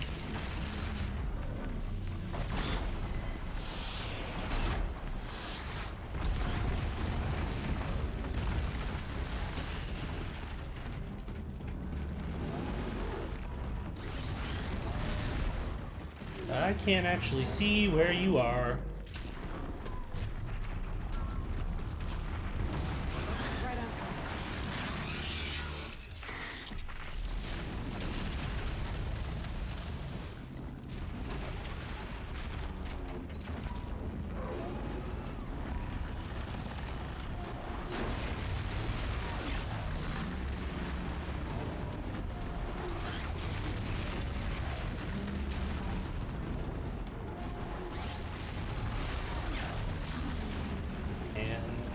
Now you're gonna dive at me? There we go. Perfect.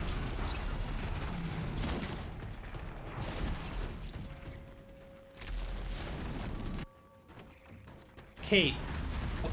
But I've killed one before. That's interesting.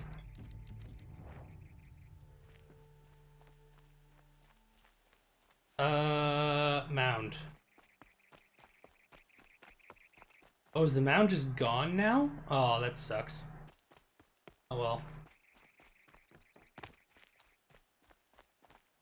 Yeah, that wasn't too bad. But that's interesting that it didn't count my kill of the corrupted rock breakers from the other corrupted zone. As like having done it before, because that was, I got that first time achievement for killing all acquisition machines just now. Okay, let's see. Modifications. Is this stealth mod any better? Nope. In fact, it is worse. Oh. I really don't need all these corruption mods. A bunch of these just have, like, an inferiority complex to some of the other ones anyways. This one, yeah, no, I can get rid of, like, this, that. And resist range attacks and stealth. I don't know if that would actually be worth. Let's take a look at the arrow breaker. This range attacks, that is an improvement. Okay, cool. It's like an improvement by like 1%, but it still counts. Cool. Done and done. Killed your big bad mole for you. Gonna get rid of that, don't need that. Jaw, Ravager, Crystal Braiding, Stalker. Cool.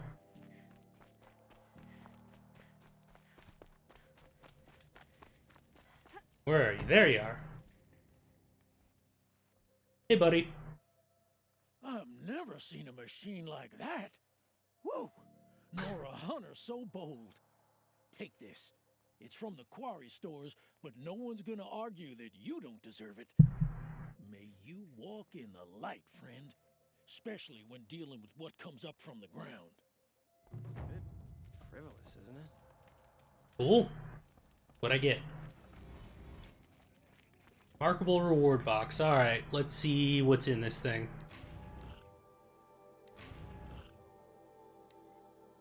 More shock traps I can't use. Cool. Okay. Just check. I don't think there's anything better that I can add to some of these. Tear and fire, tear and damage. That would just reduce the amount of fire damage that it does. It actually has a higher damage bonus. That's interesting. And then everything else is just damage, damage, damage. Cool. Alright. Okay, anyways, that's a rock breaker. Okay, so we're almost at about 2 hours. So I think what I'm gonna do is I'm going to take a quick bio break for a couple of minutes. I highly encourage everyone, please take a couple minutes, get up, stretch, move around, and just generally make sure that you can have the minimum not minimum necessary, but the minimum possible amount of aches and pains and groans and stuff like that going on. And yeah, I will be back in just a few minutes, and I'll leave you with some tunes to listen to. So, be back in a few.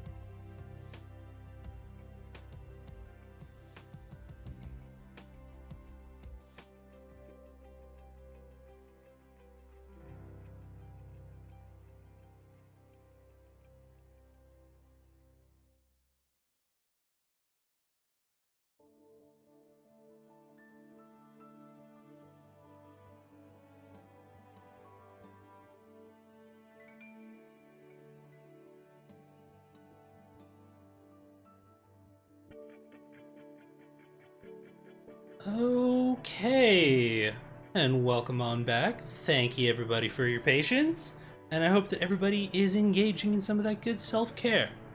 So, let me just turn off the tunes, queue up another BRB in case we need it, and let's hop back in.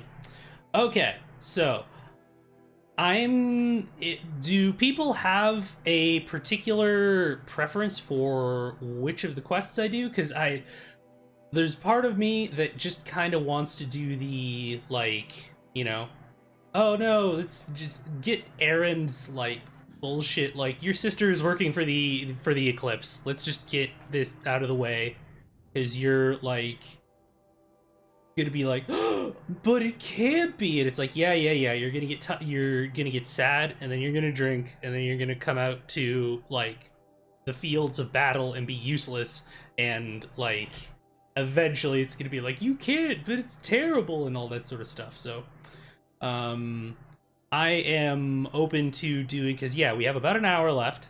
That actually took almost a full hour. Goddamn. All right. No, not a full, a little bit more than a full hour. Yeah, like an hour and a half. But I guess there was a lot of stuff to get through there, especially talking about everything. Okay, so let's, there's no reason for me to have the stealth outfit on, but I'm going to have it anyways. Let's go to Palace of the Sun.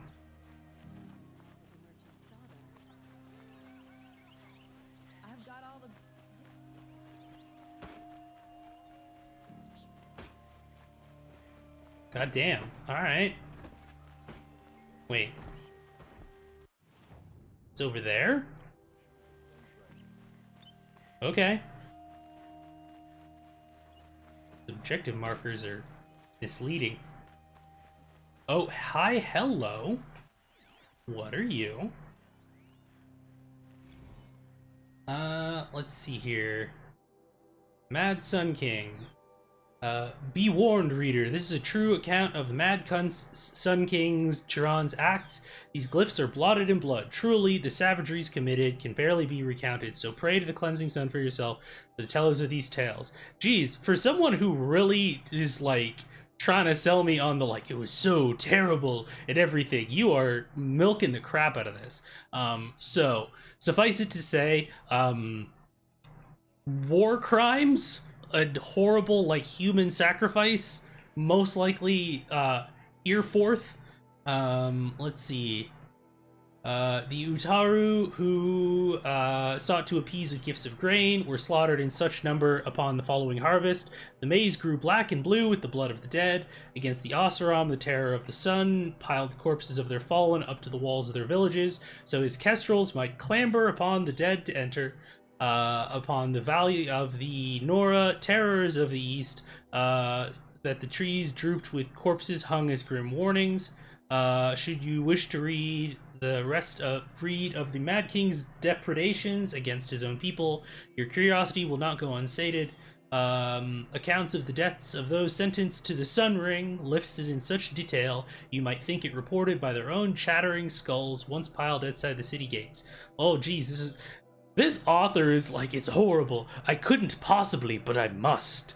Nor will you find a more harrowing account of his massacre of the Hunter's Lodge. Reading these accounts, you might imagine yourself among its brave hawks as they fought to the last, bloodying the sand from dawn till dusk, or perhaps in the crowds as the loosed behemoths careened through the stands with the crashing of wood and bone.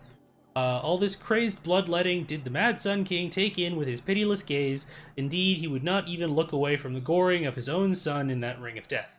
Yes, fair-haired Kataman of the Dawn's Rising, so degraded and doomed for the crime of standing against his father. Such a true and please don't look into it. Oh look, one of Korg's pamphlets made it. Let's see, yeah. Or heard from the recorders of the Sun Priests. If you want to know more, you can pre-order my book, on sale now for 4 low payments of 9 shards and 99 smaller shards. There's a heavy heart that I scribe these events, leaving out no shocking detail, but my debt is history, and to you, fair reader. It's like, yeah, man, I can tell this is really hard for you. Let's see. Shard 99. Okay, Palace of the Sun.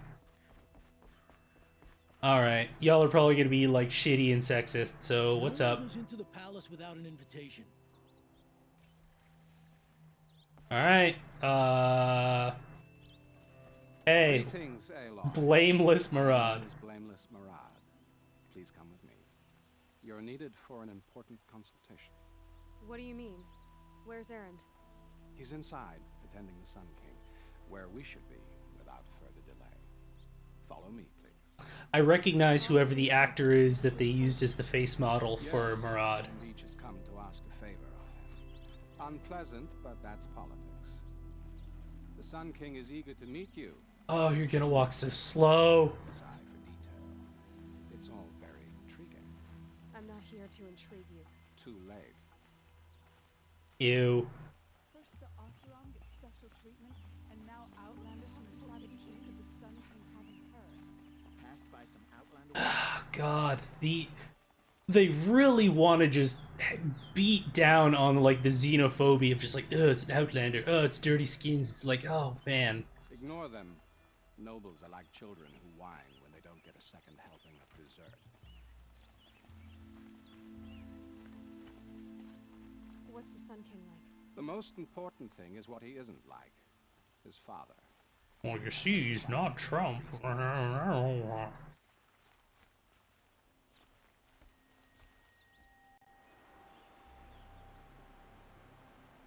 Aloy of the Nora.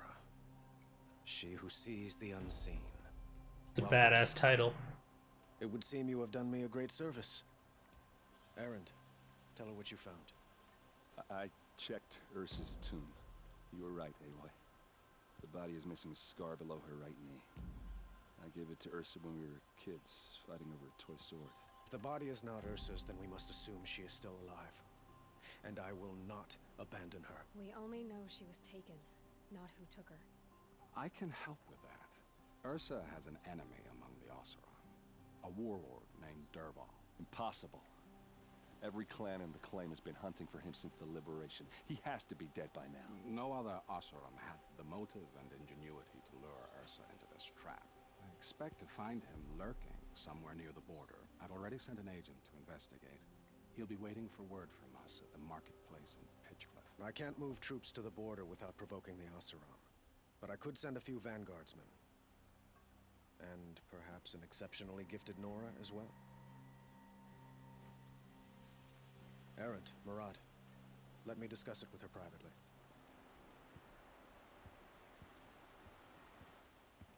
I hate to impose further after all you've done, but this is a matter of... Yeah, no one is called blameless, like, person is just like, yeah, totally didn't do it, Jensen is entirely innocent, I'm positive. Alright, so what's here? Sounds like Ursa means a lot to you. Without her Oseram vanguard, I would not have been able to... Since then, it has been difficult to maintain peace between our tribes. But Ursa has a way of making her people see reason. So you see, I need her back at my side. And quickly. Who is Dervahl exactly? To understand Dervahl, you must first understand my father. He truly thought of himself as a sun god. His mind was broken. He believed that blood sacrifice would solve. Well, Dervahl fought back. He crafted powerful weapons and rallied his people. I mean, My father Dervahl, I kind of... cruelty. I get why Dervahl was just like, yeah, no. And daughter, and sacrificed them in the Sun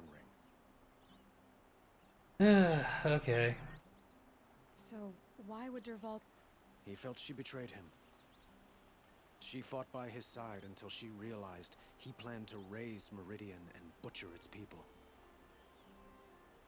And she came to me. But that doesn't make any sense. And liberated the city from my father. Like...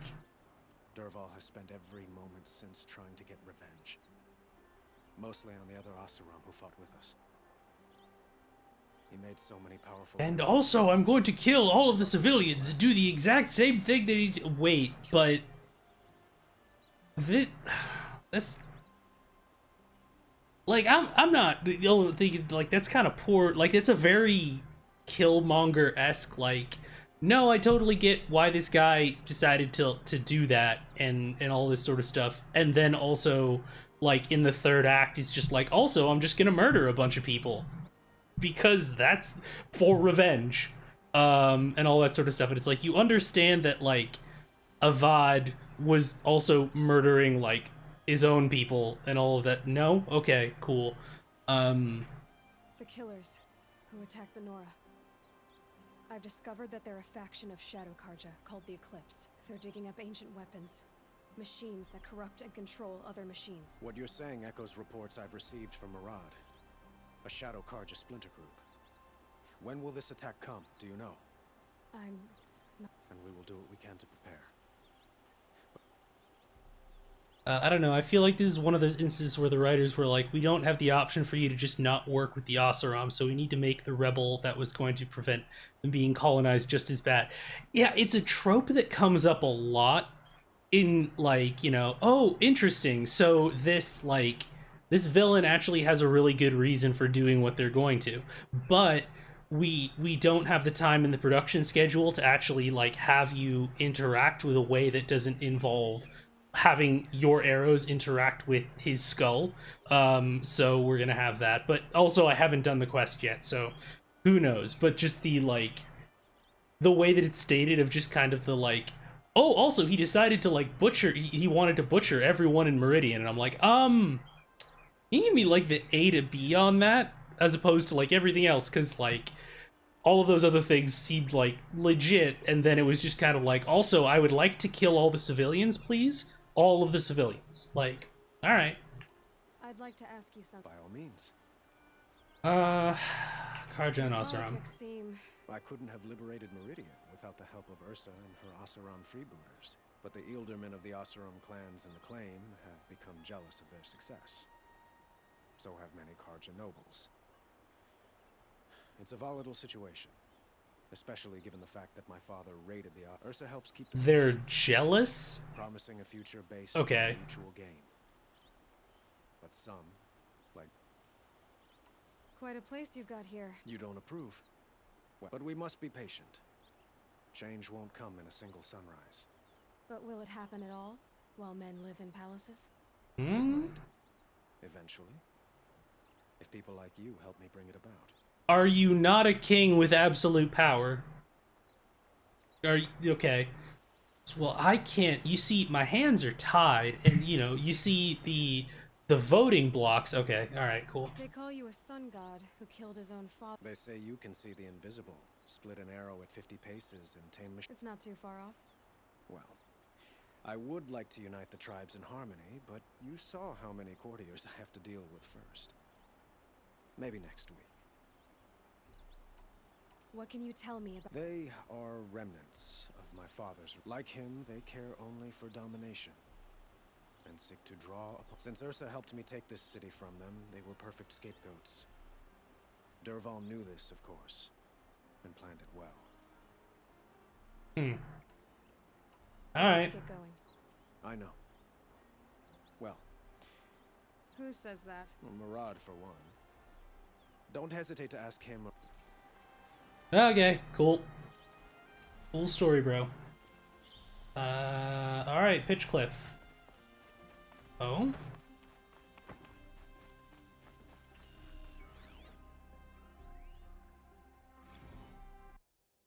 The Sun Kings. Forefathers from the shadows of the east, into the fastness of the Mesa Valley. Site of Holy Meridian, Amavad, searing and sowing of the Royal Maze Lands. You know what's interesting is that the formatting of this kind of echoes the way that the records of the pharaohs are written. And you know, it's not as if there aren't like the kings, the like list of kings. It's not as if there aren't historical records of like dynasties and things like that, like monarchic dynasties in other cultures, but specifically the kind of like, you know, this person, the just, this person, the it's interesting that they kind of decided to take that particular rhetorical style. Okay. Expanded the sun's dominion, setting a gate, known as Karjasundum. Metal markers are spoils of his own trampler huts, counting glyphs.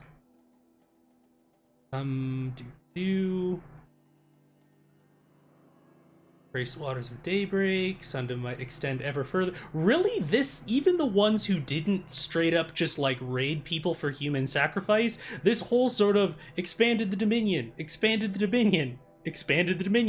brought civilization to the east, like, is just kind of like mostly just sounds like colonization. So yeah, I don't. Also, Avad being like, well, you see, it's complicated. I can't. It's like, are you a king or are you not a king? Like, what's up? What's up, dude? Like, follower brother. What did you? Passing into the west is a challenge. Forge afterward with a great army to be pushed back 3 times. See, the returner who strove to bring civilization to the east. Called for the building the great towers of wild, so this wild land might be observed safely. The Firebird, suffer unprovoked attack by the Tanakh horde. Those are the cannibals from the south, which, you know, not super great. Let's see. Hunter as much as a Sun King.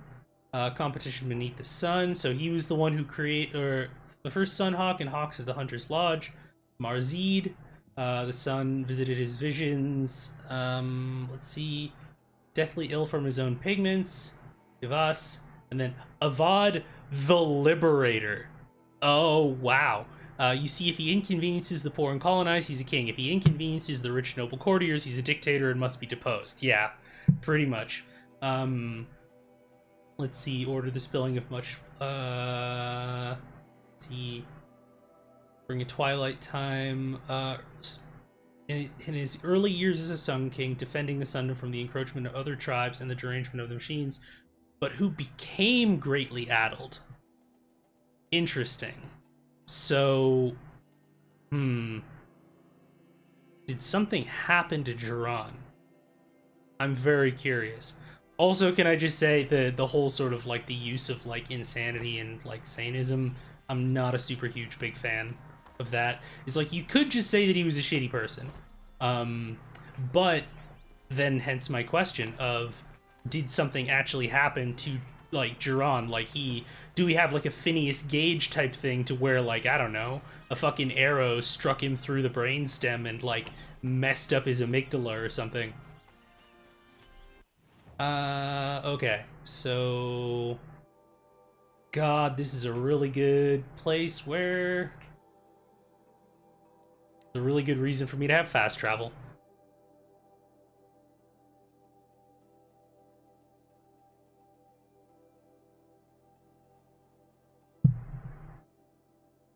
So it's like, if it turns out that they don't really get into it, it's kind of like, that's kind of a lazy way to characterize someone who's just like, he was just crazy.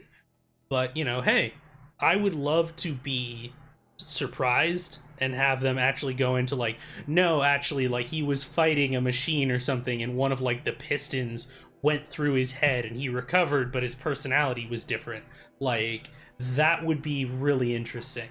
And then like the way that the political history kind of twisted it, as it's just like, well, he was just bloodthirsty and everything, because that would be closer to how like historical primary source records tend to go. Oh damn, it's this place where I went after a bunch of the Glint Hawks and like a beacon that these people keep freaking finding. Murad's operative, where are you? Funny how Karja act all high and mighty, then talk to the damn sun like it can hear him. No sign of Murad's guy. He's had plenty of time to investigate. I bet it's gonna be a woman. Damn right. I'll tell you what I like. The sound of a hammer on steel. I'm ground down to the bone. No interest in chatter. Still don't have a friggin' fox skin. Can't get that Shadow Rattler.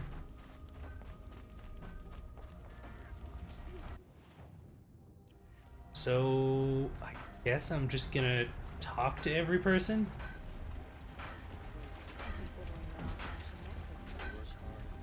Nope. Let me just proc dialogue with every person here. Also, hi, I'm gonna take your stuff.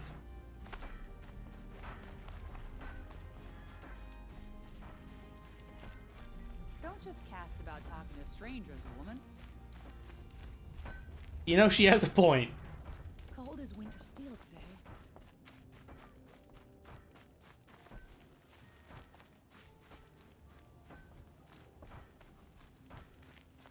I would be very interested to see the art sources for the Oseram structures.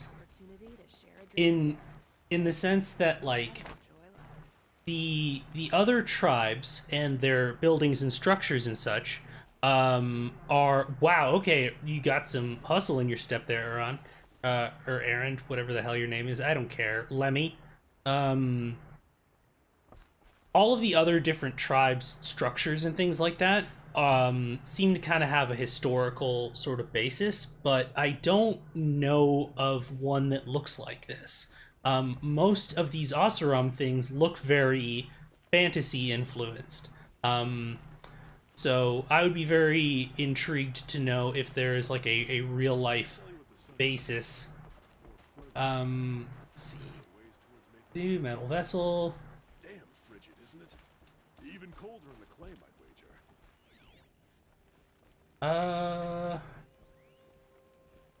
Wasn't sure about the sundown at first. It's growing on me.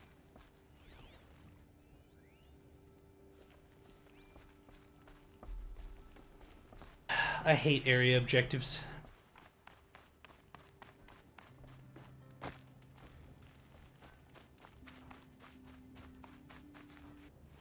Okay, is there actually...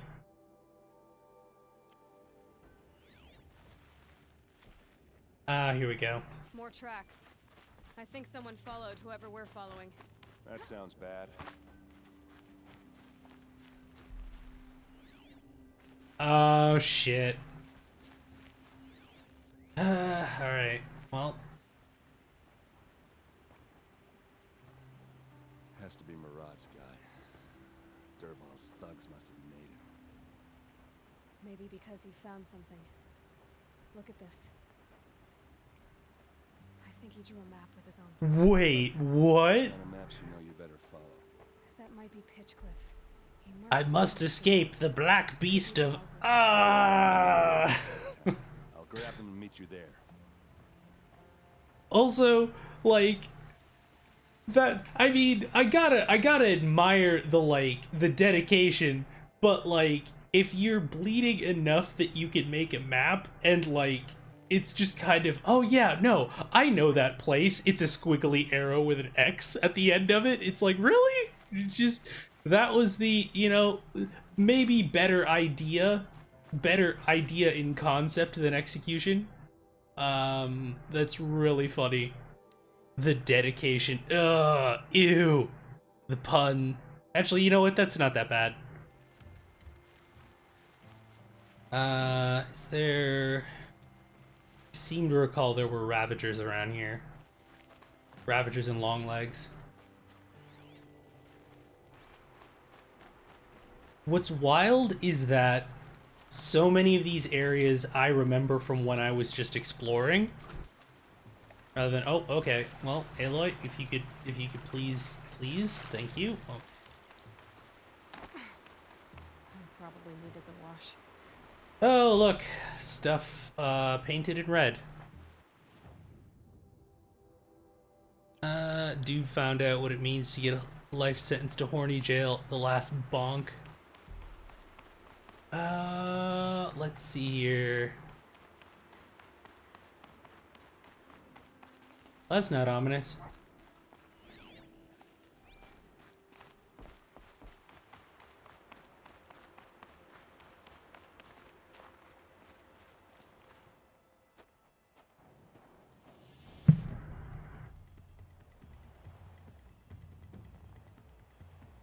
Hey boss, how's the new bandit village looking? It's not spiky enough.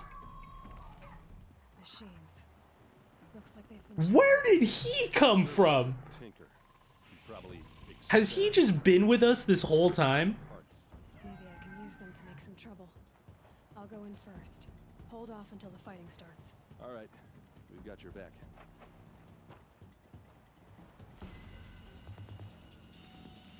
All right.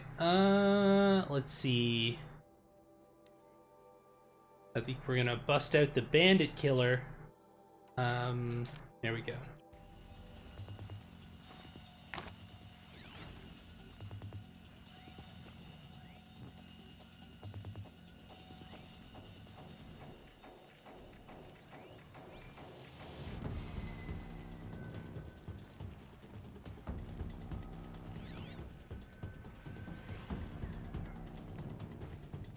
I don't know if I can hit him from here. Oh, wait, I might be able to.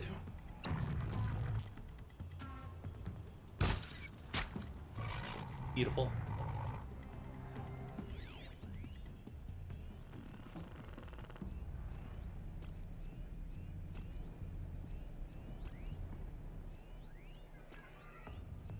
Make sure everyone's marked. And it is a Ravager. Okay, cool. That I can work with.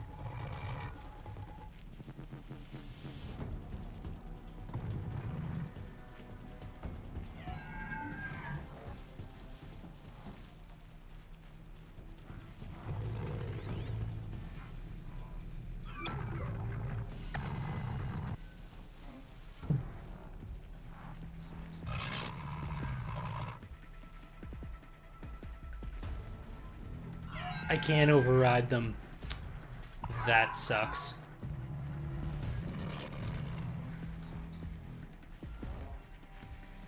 Or at least I can't right now. Okay.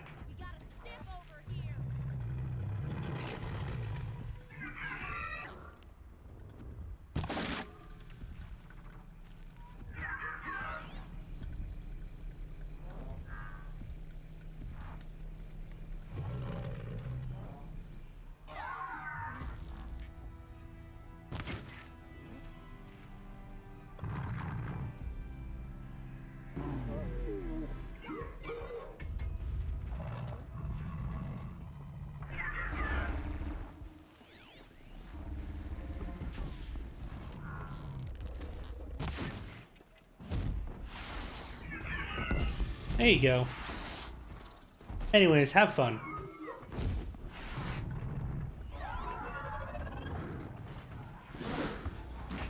Wow, they did some damage to the Ravager already. I'm kind of impressed.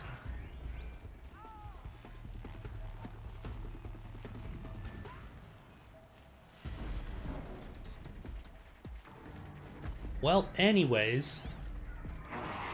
God, they have so many. Like, y'all really didn't think that having this many machines tied up in one place was a good idea? Incredible.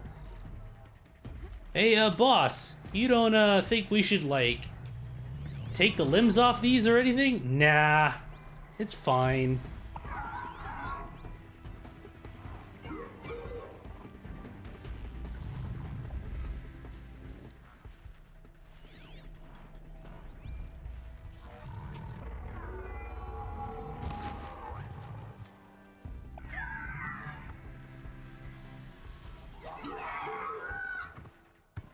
There you go.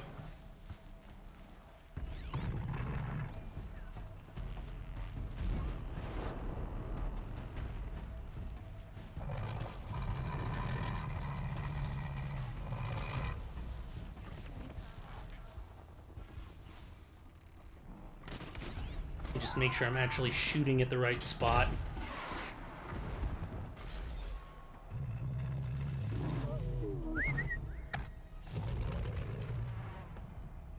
Can you just get, like, slightly closer? There you go. I might as well have at least one friend here.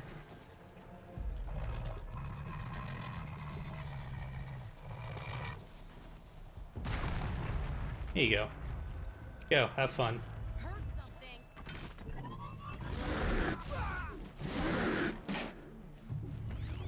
Nah, I'm sure it's nothing.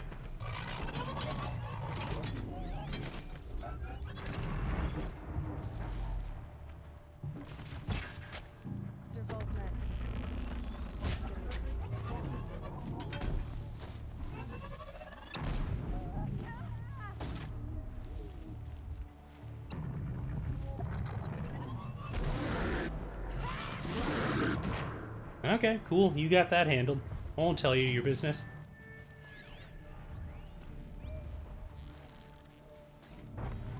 Oh, you're on the other side of the wall. Oh, no, you are literally right there. Come on. Nope.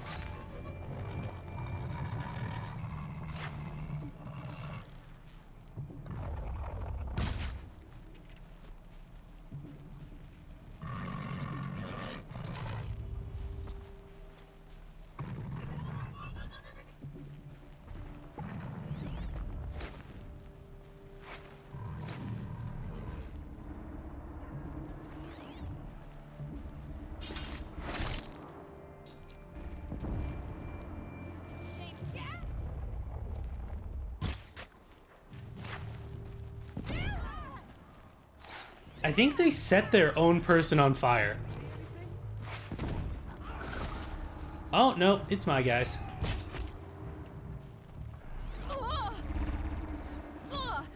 Wait, what did I get hit with? Oh.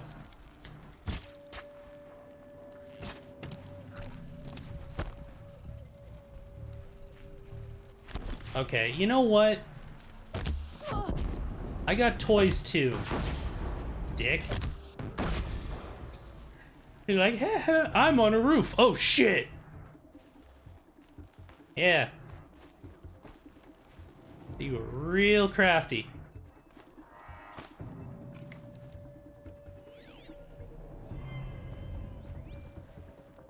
Anyways.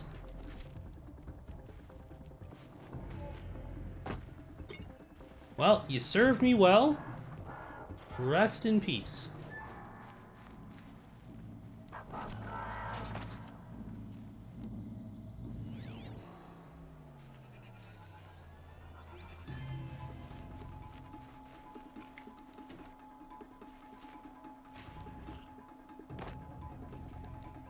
God, really went from, like...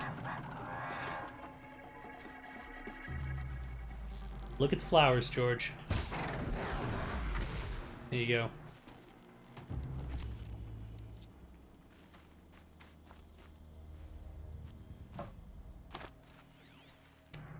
And nothing of note over here. Cool. And the lighting here keeps making me think that that's like a blue item, but it's just common stuff. Here we go. Okay, well.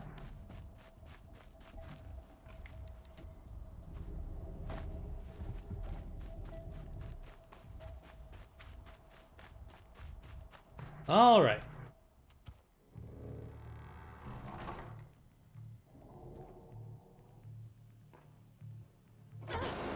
Aloy, for real? Derval says you gotta eat dirt.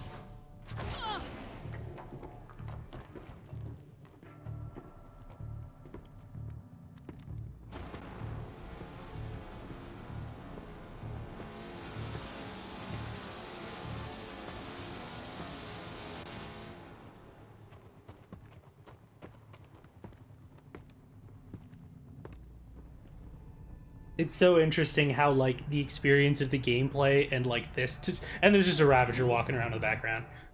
Anyways, here's Wonderwall.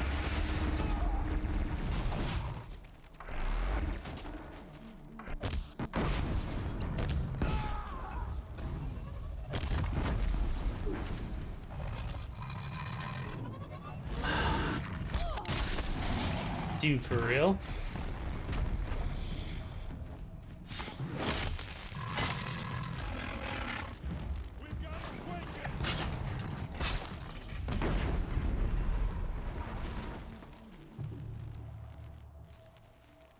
Hi. Ursa must be in there. We have to get through. It's blocked. Must be one of Derval's paralyzers. Stay put until I find a way past it.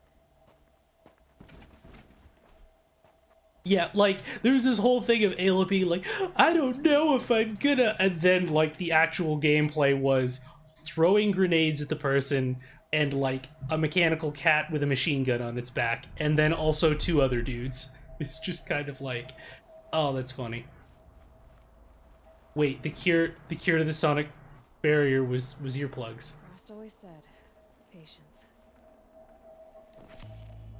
Well.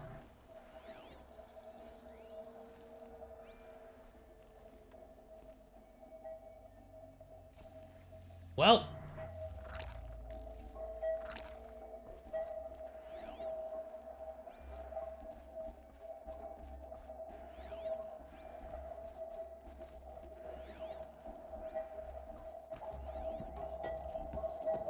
Ursa!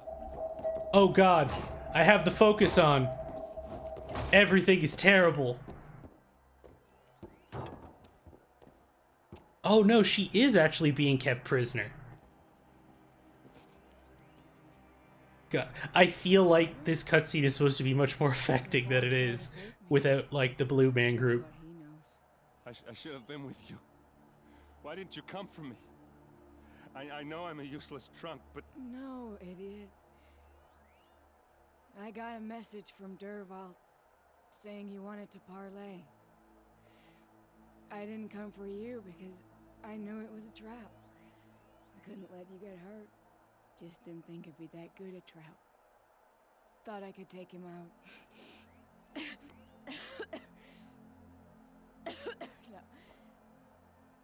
Now listen. Dervahl's planning something big in Meridian. He said he'd force Avad to watch as the smoke darkens their precious zone. He's gonna do a Mr. Burns and just put like a big ray blocker over the entire city. No more playing around. You're gonna have to grow up fast. I will. I promise. You damn well better, little brother. Ursa. Wait, we just went through this whole quest line of being like, she's dead, no, she's alive, no, wait, only to have her die at the end of the mission? That sucks. Like, that's kind of boo-boo. I'm so sorry. You've got to find Dervahl. But Meridian's a big place. I'll look through his things. Maybe we can narrow it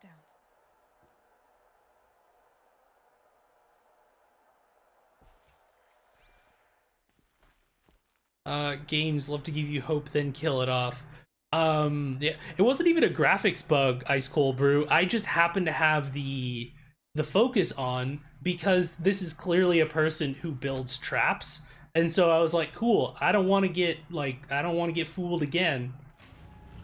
Ooh, good. Okay, that one's pretty good, and everything else other than that is like boo-boo.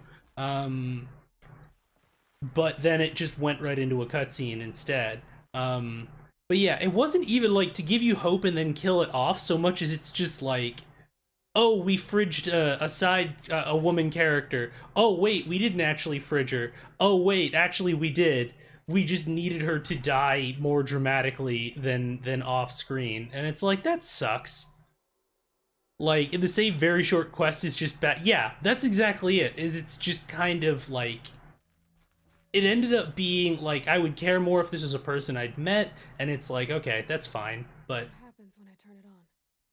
yeah, no, for a game that's all about kind of like, you know, a lot of these kind of empowered women characters, just kind of fridging one like that is... Now, if they had taken Erend, exactly. You know what? 1 for 1. I'll trade 1 for 1. It'd be like, I'm gonna get you out of here. She's like, no, you can't. And then he's just like, I'm gonna make up for all of that time I spent being useless. And then just like fucking takes down the dude with the fire spitter and gets blown up. And then like... Ursa is the one who we then have to like meet, and she's resentful towards us because like Erend, her brother, died when we were with him and we didn't save him, and then there's a whole character arc, and then we also have like just kind of this really cool like 2 women's relationship growing as like a friendship, or like, I don't know, maybe romantic relationship, who knows, unless JK, like any of that sort of stuff. Just something better than that, because that's just a very like milquetoast video games industry type mediocre writing sort of thing, and that really irritates me. Like, there were so many different things they could have done with that, and then they're like, oh look, maybe it's going to be a different kind of quest. Nope, JK, it was the exact same kind of quest that you always have. Just notes about crafting. And a letter tucked between the pages. Lots of blaze. Headed to Meridian. If we find it, I'll bet we find Derval too. Like, the whole idea of just, like, that would require that the characters would actually grow as people. Like, the thing that I'm finding about Aloy in this game is that other than when Rost dies, like, and the fact that she is learning so much more about the world, she's a fairly static character. Like, the person that she is after Rost dies and the person that she is currently 60, 70 hours into the game is kind of the exact same person. Like, there's a lot of this just kind of like info that is being absorbed, but because so much of it is she's the stranger in a strange land character, and like even when the land is her own era and like it has a mysterious past, that like there really isn't a whole lot that was done for her kind of growth. There was just enough of like a tragedy to kind of spur her out into the world, and since then she's just kind of there. Like, and you know, something like that would have been a chance to actually like, oh look, you're growing through the relationships of your different people. And other than the fact that like a couple of times in the game you get that like 3 prompt between like the brain, the fist, and the heart and things like that, there isn't really much in the way of a character here as much as just kind of a cipher, which would be fine, but like, you know, we're kind of given the impression that she has a very specific personality. So yeah, it's a little bit disappointing if they don't take those opportunities to like have these character growth spurring interactions, especially with the way that like you are building allies and relationships and friends and things like that. All right, Aaron, you fuckwit. What do you have to say?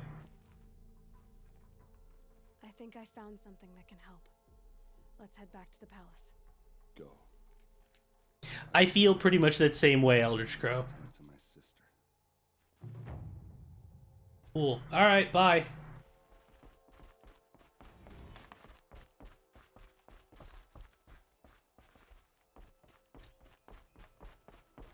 The sun shall fall. Cool. Don't super care. All right. We're back to... I'm gonna hop back onto...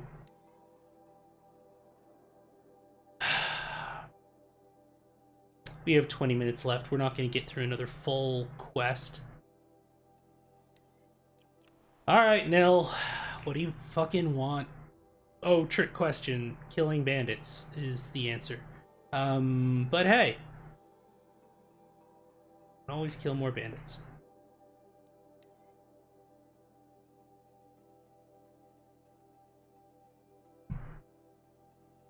I feel like I might be kind of coming off as especially harsh about that quest, and to be fair, and like to be very clear, I do think that it's quite weak writing. I think that it's in large part because we just experienced some of the strongest writing in the game with the bunkers and elucidating the emotional experience and the degradation and change of the people undergoing the apocalypse. Like, so clearly the narrative design team at Guerrilla Games for Horizon Zero Dawn are capable of writing that.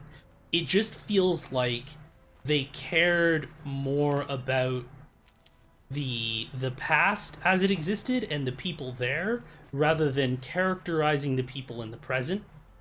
And like having them grow through various arcs is kind of the impression that I get.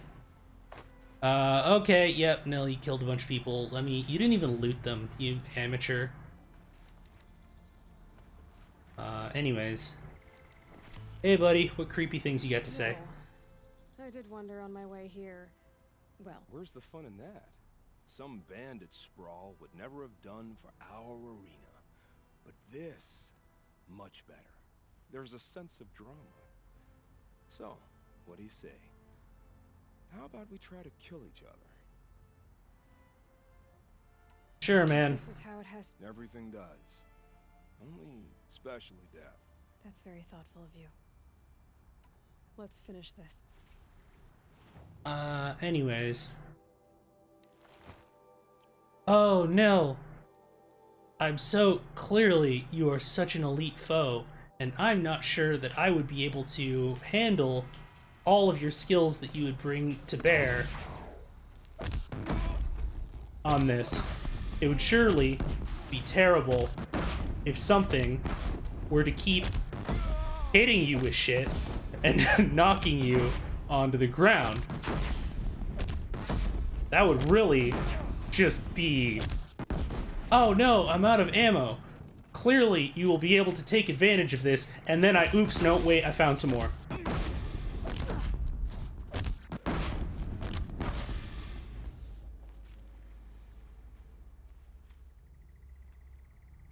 Oh, don't look so concerned. I should say, I always knew it would end this way. Since we first met. But if I'm honest, I thought I could take you.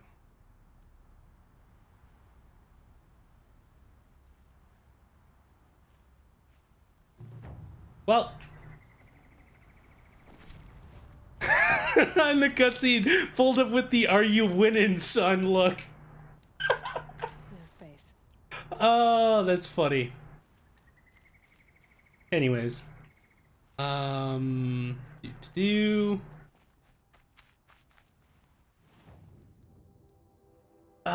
God.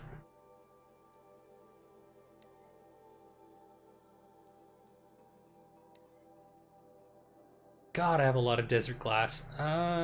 Don't need that.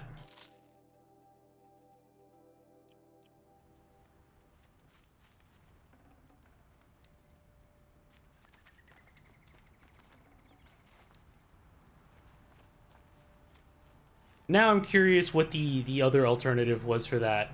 Because, like, it gave me 2 chances to decline, and I was like, nah, I think I'm just gonna kill this dude. And he's like, alright, no, I enjoy killing bandits, and I would like to fight to the death. I'm like, you sure? Yes, absolutely. Cool.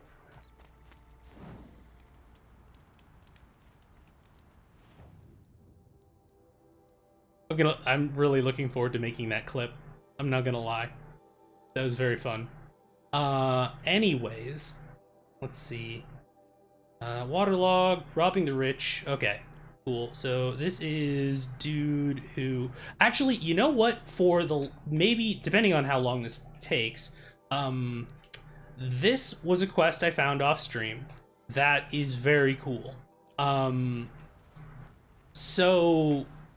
There's kind of the like sun priests in Meridian, and one of the ones that you've been kind of talking to, or that gives you this quest, is like talking about trying to give like reparations to the people who were harmed by Jiran's, like, the red raids and things like that, and kind of the way that he talks about kind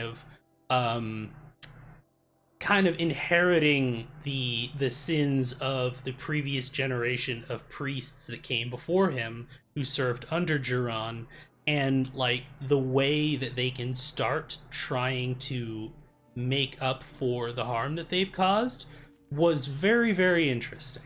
And so I'm curious to see what this one is about. Let me just double check real quick. So Honor the Fallen.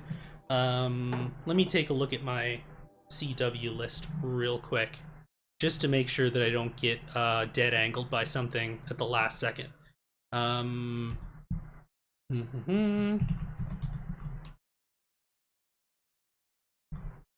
No, wait, that's a typo. That won't take me anywhere on the internet.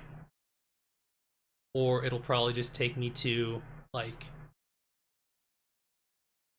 C-do-do. Can I please just go to...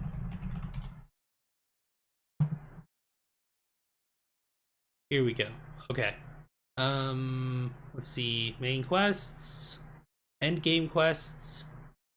Honor the Fallen, references to war crimes, bigotry, and reference loss of life partners. Okay, so those are our additional CWTWs for this particular quest. War crimes, bigotry, and reference to loss of life partners. Okay, cool. Let's hop right back in then.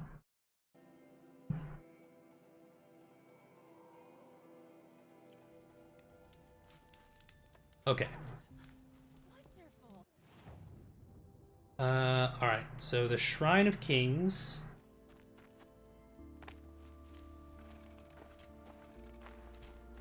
I prefer the one about the sun.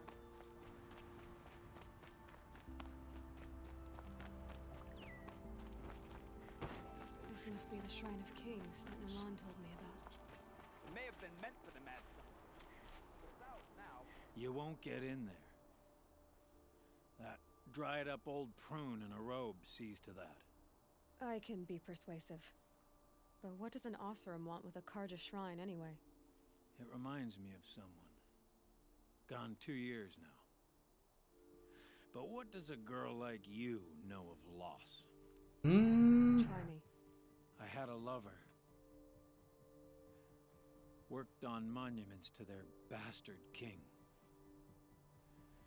Then he gave them a show in their sun ring for good measure. The Karja gave me back his broken bones. What use are they? They won't build again. They won't make me smile. And seeing a statue of the Mad Sun King will? I need to see his work again. God, that's a bittersweet thing. The set of the metals they hammered. Like, that's the soul of him. A statue artisan. That shriveled up old priest won't let me near it. I'll see what I can do. That's gotta be the most bittersweet thing, is this idea of like your last memory of your partner is in the art that they made, but the last statue remaining of their work is of the man who sentenced them to death. That is like the worst shit sandwich of choices. Alright, Queen Amidala, what's up? We deserve to have a look. Turn away, child. The abiding Jahaman wishes to be alone in his retreat. If you want to be alone, go someplace else. Others want to pray here. Defile it, you mean? Yet another debasement of what was once pure. I don't like you, Sunflower Head. Has lost the light. Our king is false, our temple is corrupt, and our soldiers weak. Oh God, do I have to shoot you? I thought Avad taking The boy dishonored his father, dishonored us all. To kill a sun king. What shadow, what twilight time he brought upon us. Yeah, shut up, Boom. Exactly. The Mad Sun King have killed if Avad hadn't. The sun called for blood. There was. Yeah, you know what? Done arguing with you. I am here by. Let's see. So. If you won't accept change, I have no need. I wasn't offering it. But if you. There'll be a reckoning. You'll back away from it. Here's what I don't get about the Sundom. All these fancy decorations everywhere. It's downright embarrassing. You just. Sturdy Oseram hands, I know how to put them to use. There'll always be work for me. He gave them the best work he'd ever do. And look at it now.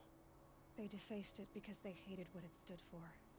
They defaced a thing slaves like him lived and died for. Slaves they've already forgotten. Dude. Short-sighted bastards, the lot.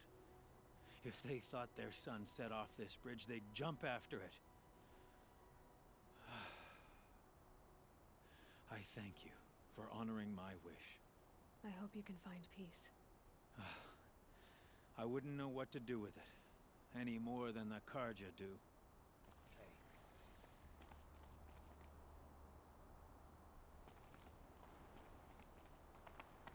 Life in the claim was never easy.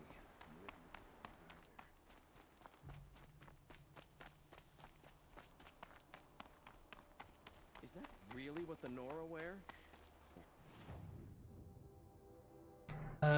Okay, so Sun's Climb and Lake Shrine. Okay, so those are both pretty close to each other.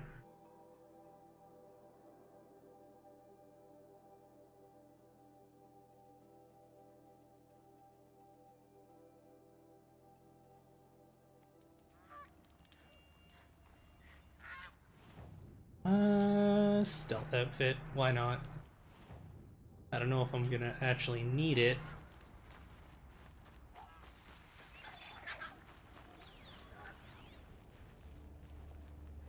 Nah, raccoon. Don't need it. And Snap Maw? Yeah, Snap Maw. That's fine. I'm not going anywhere near you. So you can just leave me alone.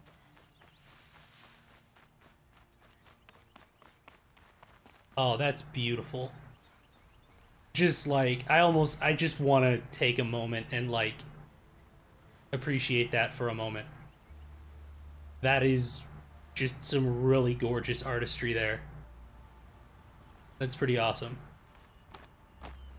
Like, for all my criticisms, like, about the usability of some of it, the environmental and, like, character artists in this game absolutely did incredible work. Oh, okay, cool. We can do that. It's not a problem.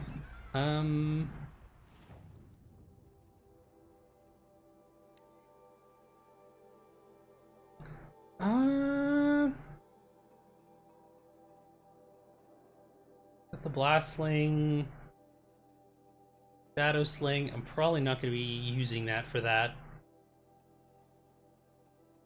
Yeah, we'll keep that out. That's fine. All right, so.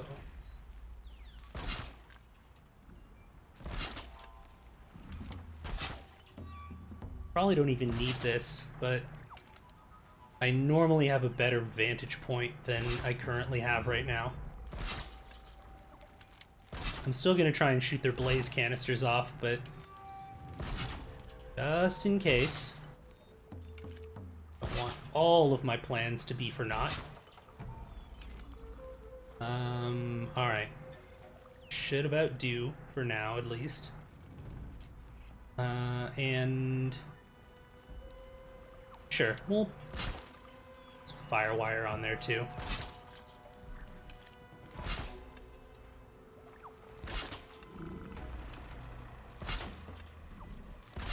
Cool. So now let's get at least the best possible vantage point that I can for now.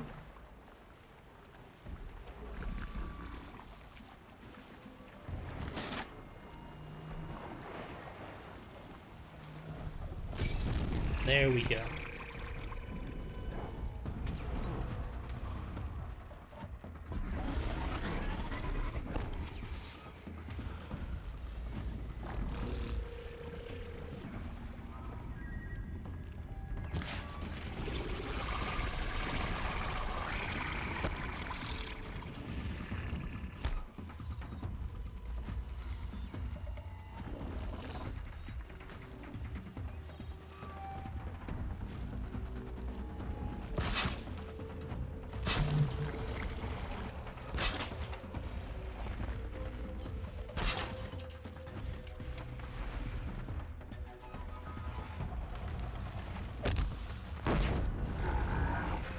Yeah, come on.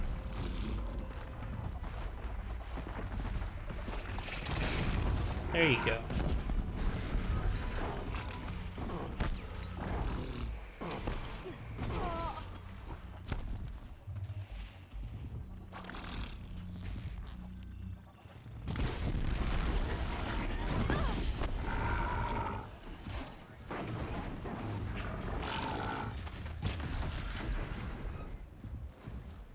we are again, where we never left. Wait, was there a person I was supposed to talk to?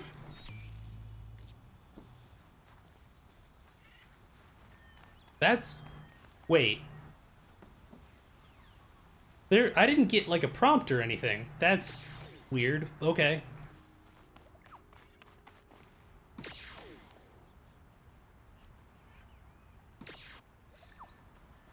Well, When we fled from our cages during the liberation, I tore through this clearing, thinking my friend was behind me. I kept running, but here she remains. Thank you for making it safe for me to return. I don't want to rush you, but it won't stay safe for long. I understand.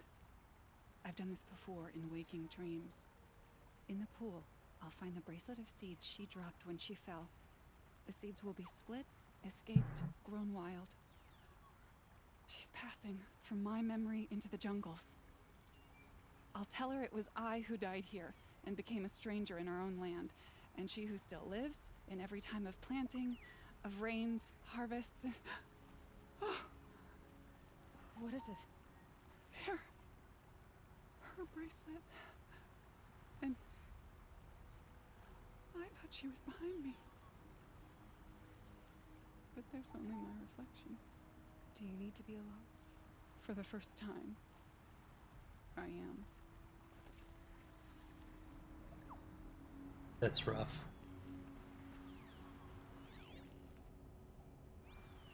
Like... It's this sort of thing that I wish that they would really lean into in this game. Is kind of that reckoning with the aftermath of those things. Because just kind of the political machinations and kind of the factions and everything warring is just like, you know, if we're gonna have a core to what like Aloy's story in particular is there is the like where do I come from and all of this sort of stuff.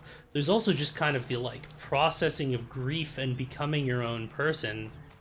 And yeah, I think that like these little things and just kind of like experiencing people's stories is a powerful part of that. And I wish that there was a little bit more of that in this game.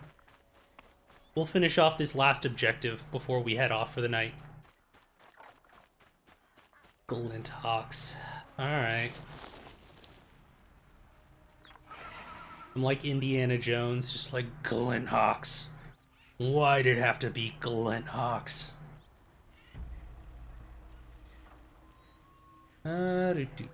So, alright. So, Tripcaster is not gonna be useful at all. I guess we're trying out the Lodge Ropecaster for the first time.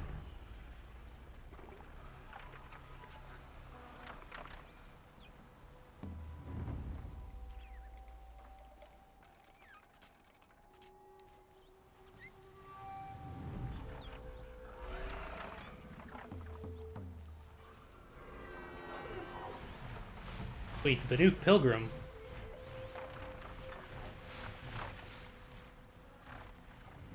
Where's the Banuk Pilgrim?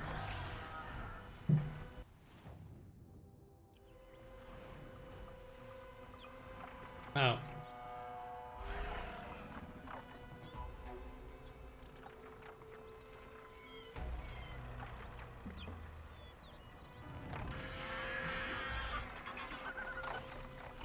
Am I missing something?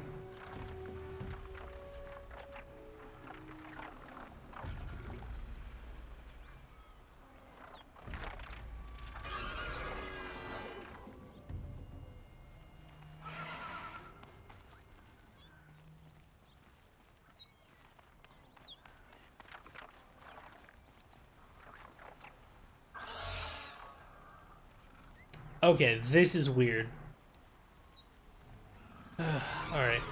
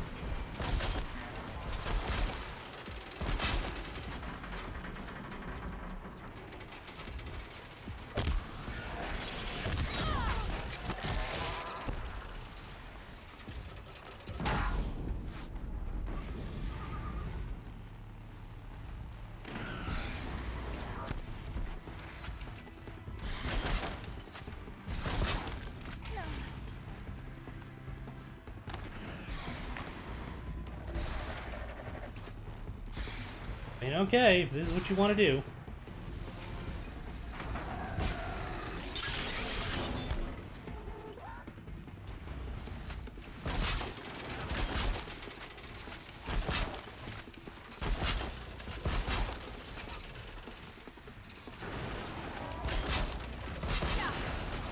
There we go. Holy crap.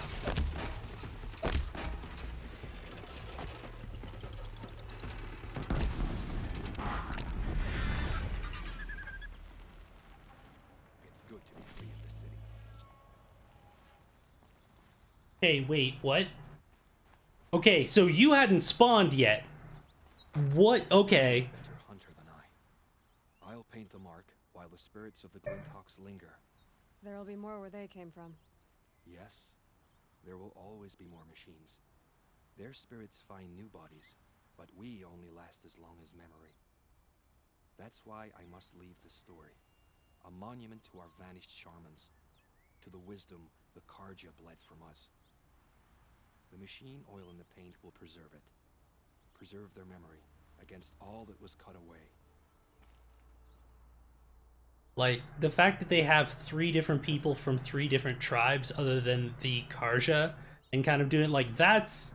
I like that, as much as kind of there might be some problematic elements with the use of kind of the indigenous sorts of outfits and things like that, or... Like...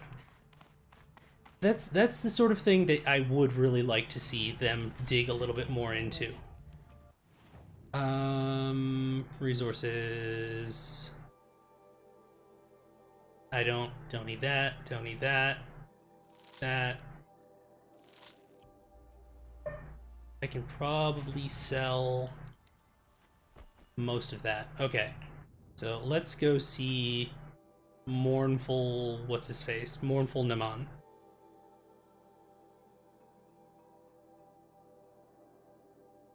Like, Dream of HCD, but is written by indigenous writers. I think that the issue being that, like, the whole sort of thing of just, like, people living in, like, primitive sorts of times, and then the fact that that was kind of coded as, like, using indigenous sorts of things is already kind of like an like, primitivism. Not anti-primitive. Anti-indigenous is the correct term. In that it's in the same way that, like, you know, if you're playing D&D, the barbarian class is coded as, like, you know, the people who live out in the wilds, and of course they are savage, and, like, you know, their whole mechanic is being, like, so angry they become like animals and that sort of thing. So it would have been more like they could have told this story, but without, like, that, the use of those aesthetics and, like, you know, terms like shaman, because those things have very specific meanings, and told the exact same story. So I feel like even if, and, you know, of course, not an authority on it, I'm not indigenous, but even if they had, like, indigenous consultants, it would be kind of the same way that we deal with in tabletop, where a white person or someone outside of a certain, like, heritage or ethnic background wants to make a story about that ethnic background, and then hires someone as a consultant to kind of manufacture permission by employing that person in order to make it okay. So it would almost be like I would go in the other direction and just be like, no, I think you could have told this story just fine, just, you know, don't take stuff that isn't yours, sort of thing, you know what I mean? So you've come back to the temple. I was invited back.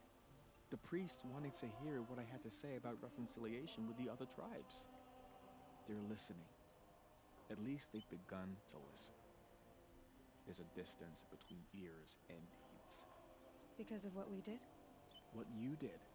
It was for the mourners. I think it helped them. You set them on the path. You can't know what their journeys hold. Such is the priest's lot. Perhaps a red robe would suit you. Not me. Besides, Your temple doesn't even take women.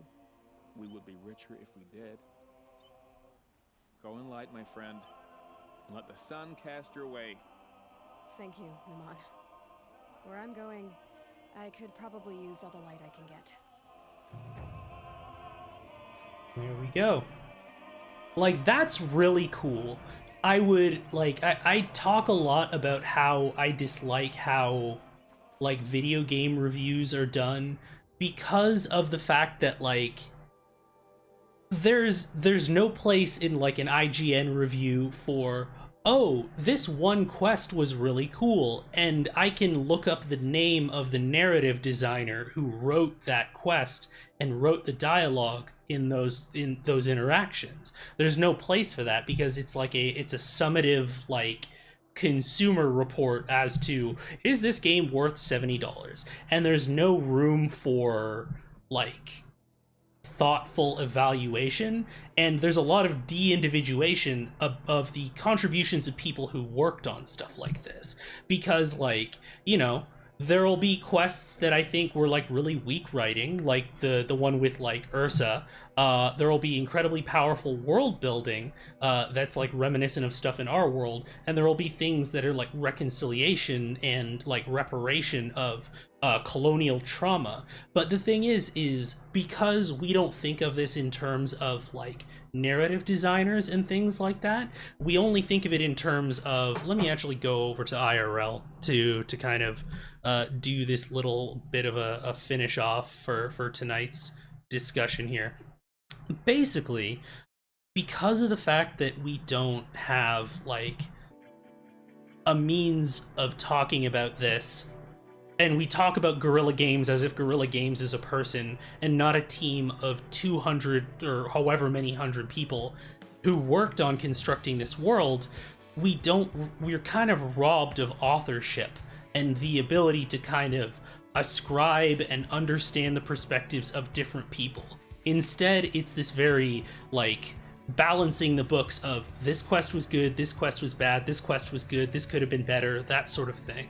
And I think that that does a disservice both to the people who made the game and to people who play it. So, with that in mind, I think that we have come to the end of another edition of the Stream of Consciousness. I hope that playing through this, though it got pretty heavy, you came away from this entertained, maybe with a couple of different things in order to think about, both in the medium of video games and just kind of in general. So, I hope that everyone who had fun, everyone who dropped by for the first time, I hope that we see you again sometime soon. Notably, Mondays and Fridays, 5:30 to 8:30 Eastern Daylight Time, when we'll do these kind of shenanigans again. For now, let's see. I think that our Sunflower Sovereign is streaming as a usual Monday night, but let's take a look. They are indeed. And so I think what we're going to do is we are going to go hang out with the inimitable Sinziek, show them some love, and until Friday, play more games, think about more games, and take care of yourselves. Everybody, have a lovely evening, and thanks for stopping by.